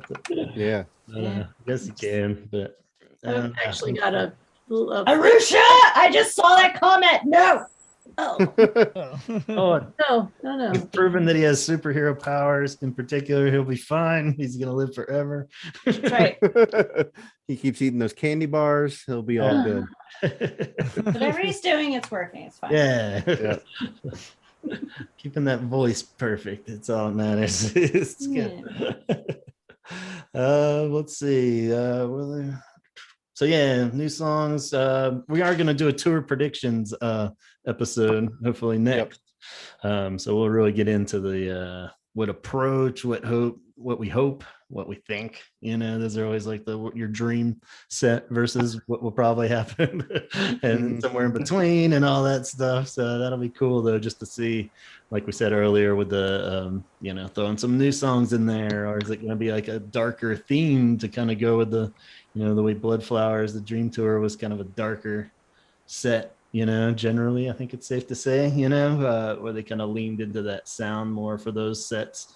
So that'd be kind of cool if they do that angle, or maybe they'll just keep it straight up festival pop. Who knows? But we'll hash all that out more in the next episode, but will be cool to see. So I don't know. On top of that, maybe we should start winding down. I guess it is getting pretty late out there. You UK guys hanging in there? Yeah, that Kraken sort of. Kraken's kicking in. With sweat on my forehead. Just put Disintegration on and watch the sunrise. At this point, having a Robert moment. You can just get your little boom box out and sit in the yard. But Neighbors no. like, oh, he's doing it again. Yeah, the EP. But we do have one major thing we need to do before we let anybody go. I tell you, we don't have things to give away normally, but this is like we're really making them hang in there and listen. We're on the hour 40 mark almost. And it's like, you want to win a t-shirt? Yeah. So Dana's got the shirt on, right? Yeah, me too. Here it is. Ah, nice. I got the memo. Some version of it. Yeah, it's awesome. So yeah, I got a couple extra left from when we did up the holy hour ones. I got 2 larges, 2 mediums, and 1 extra large left. So here's my official note. And I remember those days. Yeah. You have to put another couple of X's on.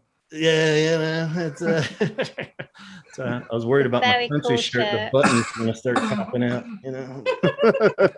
Hopefully they're snap buttons. Yeah. That's how I know when the beers are hitting them a little too hard, is when my country shirts start getting the little gaps in between.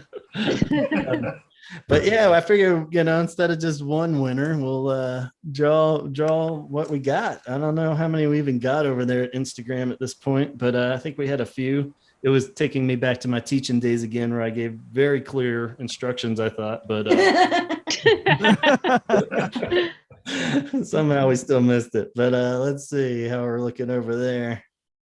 And let's draw a name. What do you think? The best way just to kind of thumb through and blindly pick? There isn't like a randomized picture or a setting or anything, is there? No, you can go to a website that will help you with there's that. websites and apps, but yeah, you got to type everything in. And, but luckily, you only have like 5 people. Then okay, everybody gets a t-shirt. You guys, it's happened to me. It's happened to me. Yeah. Luckily, you'll know it's fair because I got my contacts in and I can't see so all the names are blurry. So I'm going to point to one and hopefully they fit in the sizes we got. Let's see. So first one, let's see. First winner is Distant Noises, Other Voices, which is Jessica, I believe. I think she was in the chat at one point, but that was a while back. So if you're in there, we got Jessica winning. Let's see if she got her t-shirt size, the medium. Yes, we have a medium. All right. Yay. Medium, Jessica. Awesome. Cool. That went smoothly. Just a few more to go. Yep, Jessica's on. She said yay. All right. Yay. Congrats on the medium. And you're in the US. I was a medium once. Yeah, she's in the US. Okay, good. Yeah, I hate to be a jerk and not do international. You big jerk. Wrong side. But I sent a shirt to Australia the other day and it cost $30. Like, yeah, let's not talk about that. I guess that's your territory, huh, Chaz? Yeah. All right, I'm going for another one. Going up and down, around. There we go. Where we got here? Sammy Delco. Congrats, guys. I'm going to listen to the download at work. So Sammy, we got an XL, which we got. So, all right. That was the last XL shirt we have. Going to Sammy Delco. Delco or Daco? Delco. Yeah, that's a good question. Delco? Are they from Delco? Sammy Delco. DEL? Is it DEL? Sammy, Yeah. DELCO. Yeah. You know Sammy? No, but I know Delco. I live in Delco. She lives in Delaware County. Yeah, so. awesome toy picture. Yeah, There's only one. They do great Oh, he's right there. He's on the That chat. could be He said, Sam. "Groovy, thanks." Oh no, I just think his last name might just be Delco. Yeah, I was gonna say. Oh. That's the problem with Instagram is it's like wackadoo turtle number 28. Turns out to be that's their name. I get all 28 like, is my last name.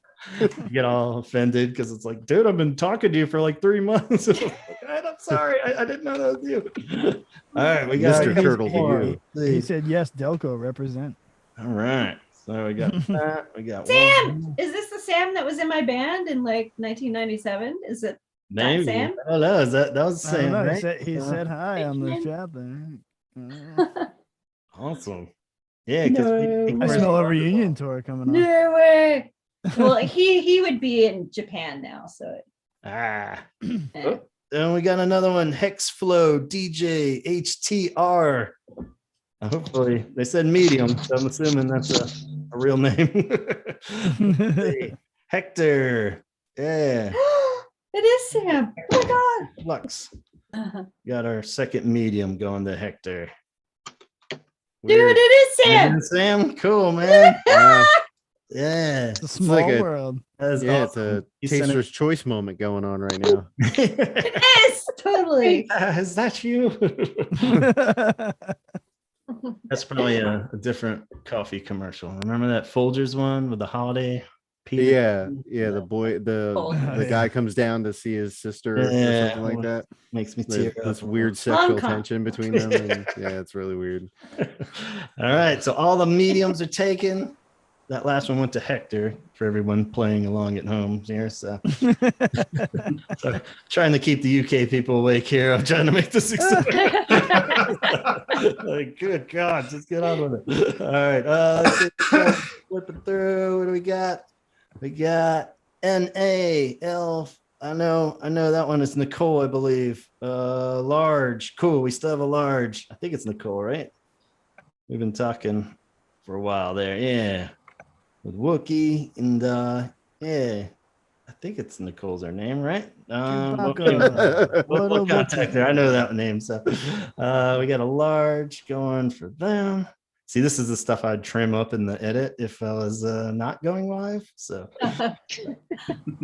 and Chaz, did you want to throw one in before I go to my t-shirt? Jane in the chat, James McCollum. I'm gonna hook you up with some buttons once I put them out. So they're gonna be the next thing I do. So yeah, do you have a way of contacting James? I don't know, James. If you're listening, find me on Instagram, I guess. 17_seconds, or hook me up at the Holy Hour one and be like, hey, I want my buttons. I want buttons. So Sammy actually is listening from Hong Kong, but he's gonna send you an address in Pennsylvania to send. Okay, cool. Thank you. You're just qualified. No, he's gonna send it to PA. That's awesome. Yeah, his killing an Arab story was awesome. So that was Damn, I was inspired by like your Muppet leg comment. Yes. And did like my little recent high graphic that I did on my most recent stuff is from the Muppet leg comment. Robert, it was with the high episode we did with Mike there, and it's like when you see a Muppet's legs for the first time, you're like, what? Oh my God. Awesome. Let's see. Next one was extra large, and we don't have an extra large anymore. Sorry. You lose. You lose. You get nothing. Good day, sir. Good day, sir. You stole busy lifting drinks. So another large. Matt Heat gets a large. Let's say Matt Heat gets a large, and I think that does it. Let's see. Totally. Tell somebody they want something that I don't have it.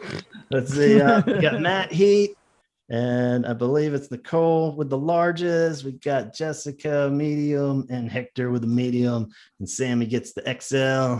And those are all the t-shirts we got. So hopefully everybody is happy with those. I'll get them out to you within the next 6 to 8 months. All right, Robert Smith. Or years. They're just about done. Yeah. Got 3 of them. Yeah. 2 years later. If not, we'll make some new ones at some point too.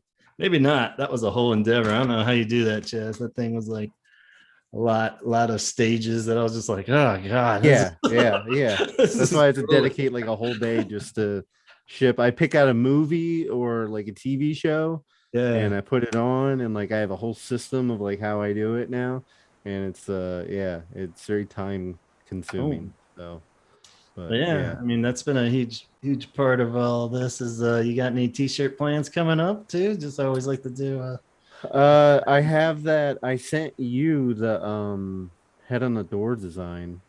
Ooh. Yeah, those are always cool. Let me see if I can. Oh, nope, didn't mean to do that. 1 second. I'm trying to get the chat open here. I have to say, how generous to send us the Carnage Visors t-shirts. It's amazing. Thank you so much. Bravo. Yeah, I wanted to do something nice for all the Patreon crew there, and hopefully can get more and get them out there. And yeah, hopefully it was a cool design. I thought it was kind of funny that we were joking on the Carnage Visors one when we were talking about the Cure merch. So we just figured. So if anybody wants to check in the chat, they can. If you guys get up in there, I sent a picture of how can I the next design. Is there a way that I can open that and show it to everyone? I don't know how this works. You might be able to share your screen. Oh, you did it in the Zoom chat. Oh, that's awesome! Nice. Oh, I love this. Oh, you see it? It's Robert going. Okay. I've never seen this. Oh yeah, you did send that to us. That's right. Yeah. Okay. So they're all seeing it. I think I'm opening it as a picture. Maybe I can do a share screen now. Let's see. You should be able to. Yeah. Can't minimize. I'm gonna totally hang up on everybody. Yeah, I'm trying to. Yeah. Trying to get it up on my phone. I can't. It's on my computer right now. Okay, let's see. I'm gonna hit that and then share screen. This is great for the audio version of this. Oh yeah. Oh, I totally forgot about sharing screen. Yeah. Let's see. I'm gonna go with that. I think I'm sharing a bunch of other stuff. Maybe you see this Robert face here howling with the day glow makeup on and looking really cool. At one point, scary. I know I did a Photoshop of that same picture with a Millennium Falcon flying out of his mouth. That's a good one. I like that. I like that. You'd like to add that one in just to like one. No, I'm gonna. You know, I have that on my computer. I'm gonna totally do that. Immediately when I hang up.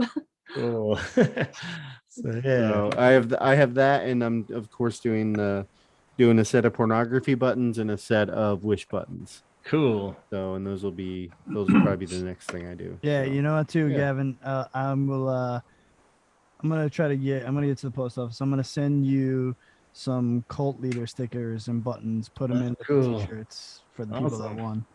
For my music project, we'll send some stickers and buttons too. That would be rad. Well, very rad. Appreciate that. Always love getting a good sticker collection, but I don't know what to put them on. I got this one too, sticking with the Star Wars theme. This is the Princess Leia one. That's why the good Lord made water bottles and guitar cases.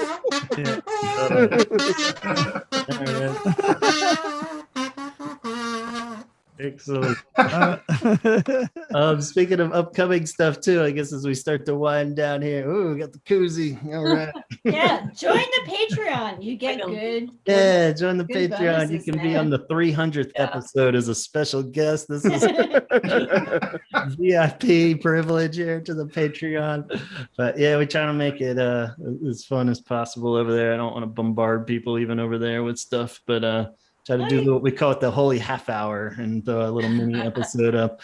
Yeah, and I'm gonna try to start doing little maybe outside of the Cure ones. The next one I want to put on there is gonna be a little review of Proud to Fall, that Ian McCulloch song that Boris played on, because I just love that song so much. So I want to talk about it for at least 30 minutes. So that one's coming. If anybody wants to join Patreon, you'll be able to hear that and all the past ones.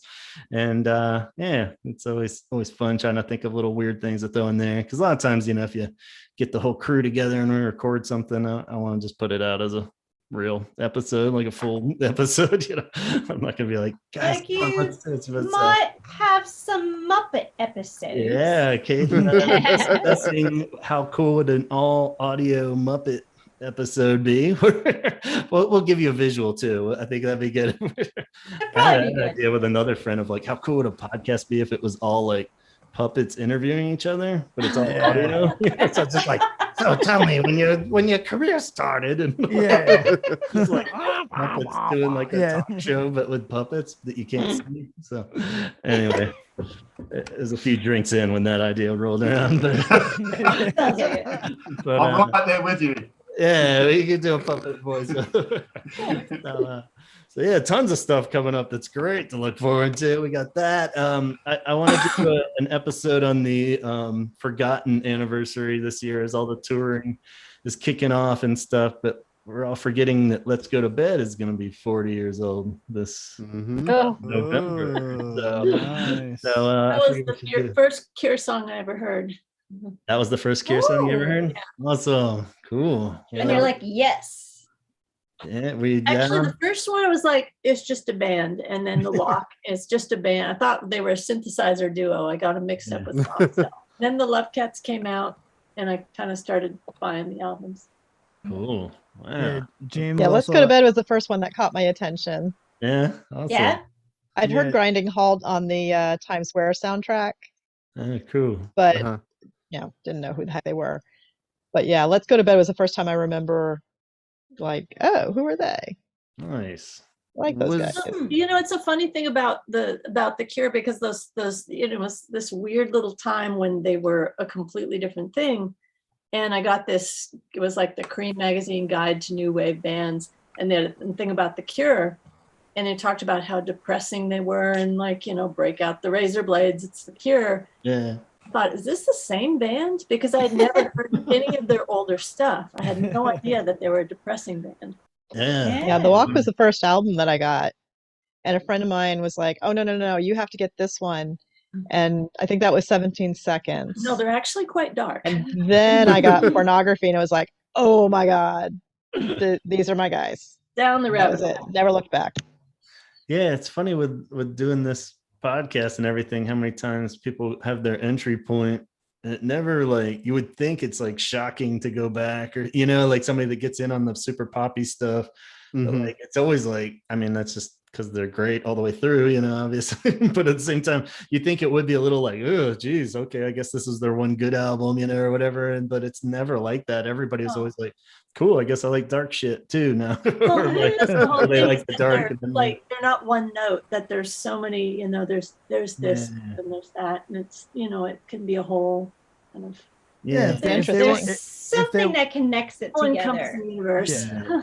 If it was one note, it wouldn't be 40 plus years later. Yeah, they'd be one of those bands that we remember those bands too, but maybe they're not still touring, or they had one good album.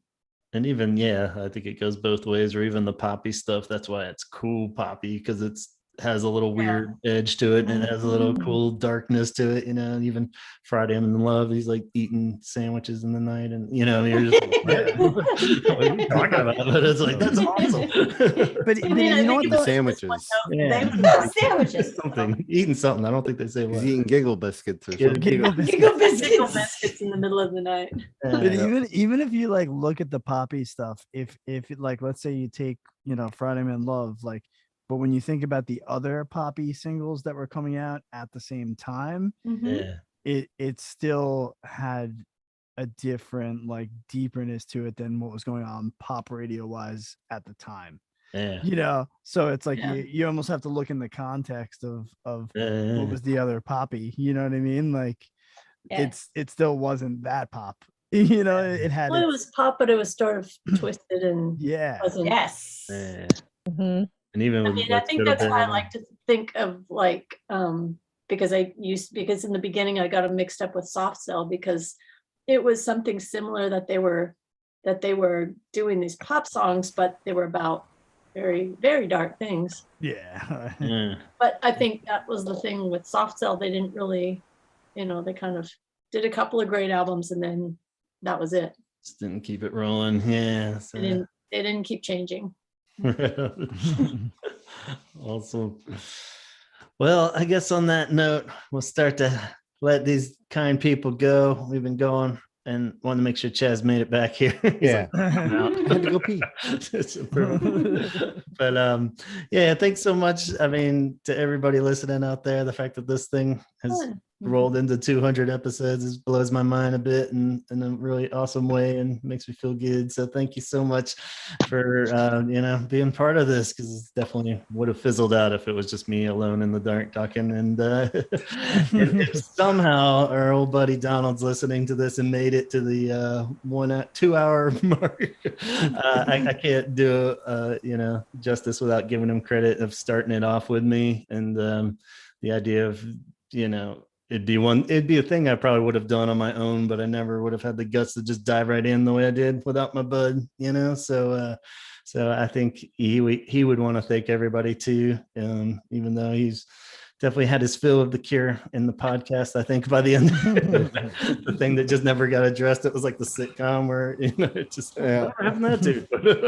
But he's doing good from what I hear, and it seems. Arusha raises a question. I have been looking at that guy over your shoulder in the window. Yes, I mentioned that before you guys all hopped on. You let him in? Who is that Muppet?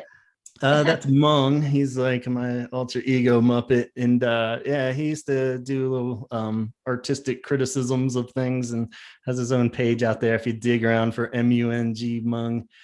He's been helping out a friend doing this Saturday Night Live things where he does little segments of that, and hey, he's just a fun little Muppet. Oh my god! He wanted to get in on the action. It was supposed to be a little darker back there, but he's kind of just creepy. He's like breaking in. He's trying to cover up. There's a washer and dryer back there, so I was like, I should put Mung in. So somewhere in between him and Mr. Pink Eyes, we got a great. Maybe we do a Halloween special where he slashes people to cure something. He's just a sensitive art critic, so that's his deal. But that's Mung, yes. So credits to Mung and Donald before we sign off here. And Jim Henson. And Jim Henson, yes, for sure. Oh, Henson, my son, yes, Henson. Yeah. That too. Yeah. But yeah, Henson loves the show. He was like, "Do you want me to be on it?" And I'm like, "No, you should probably just sleep." We'll get you in there. Don't worry. Actually, you guys got to come up to New York and see the Jim Henson exhibit here in Queens. Yeah, we did actually. Oh, did you? Oh, yeah. It was awesome. Very cool. When we, brother-in-law was living in Brooklyn there. We drove up during one holiday. I forget what it was, but over Christmas, I think it was. Yeah. And checked it out. It was great. He's awesome. So I'll come up. But so thanks so much to everybody. It's and Chaz and Antonio in particular. You guys definitely make me feel less crazy for sure. Thank you, Gavin. I appreciate all our random texts about crazy Cure shit, or when they announced the Wish reissue, we were like, we all need to jump on Instagram Live right now. Breaking news. Yeah. So it's just fun to have other friends to go crazy about, so we're not just driving our wives crazy with our banter. Exactly. Yeah.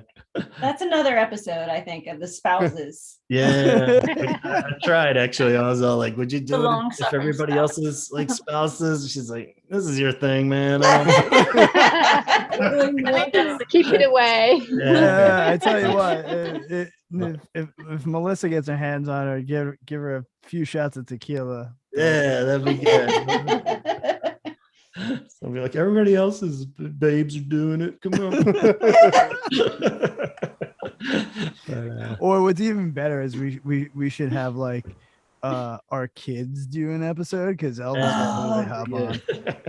I had this grand vision at one point to do like through the generations, like interview a bunch of kids listening to Cure, whether they like them or just never heard them, and do like teens and like middle-aged people that like old like playing it for the grandparents and stuff, and it became like a NPR social experiment at that point. I was like, at some point that would be a good one, I think. But and all of a sudden turns into Billy on the Streets.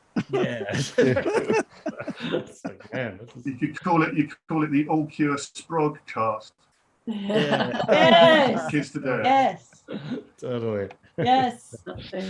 Yeah, possibilities are endless. We'll at least do another 200, I think. We'll probably cover like 100 just on the next tour. So we'll be doing this really soon.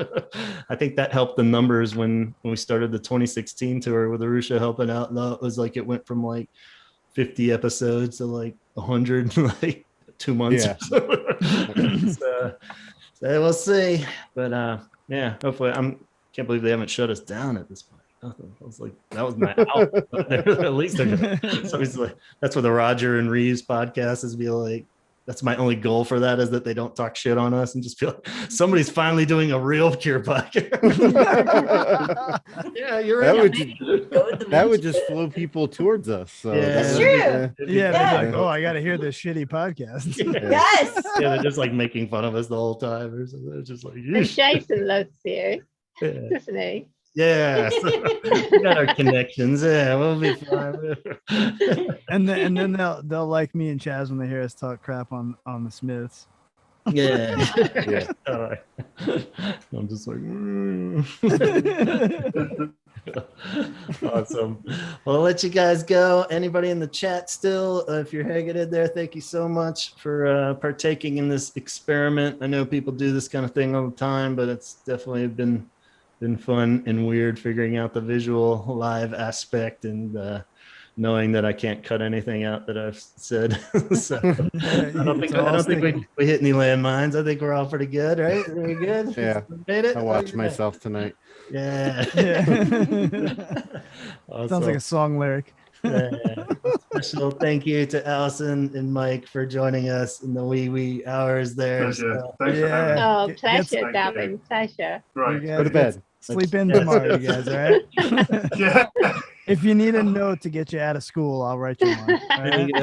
Dr. Antonio's. I'll take that. Awesome.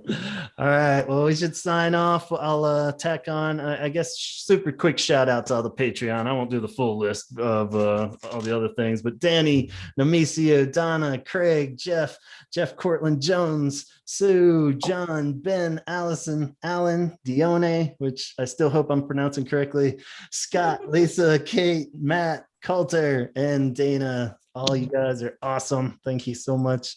And everybody that's ever listened to anything out there and is catching us, much appreciated. So, all right, good night, guys. On that note, talk hard. Cheers. See you in the next Hey, 200. congratulations. Everybody. Thank you so much. Yeah, congratulations.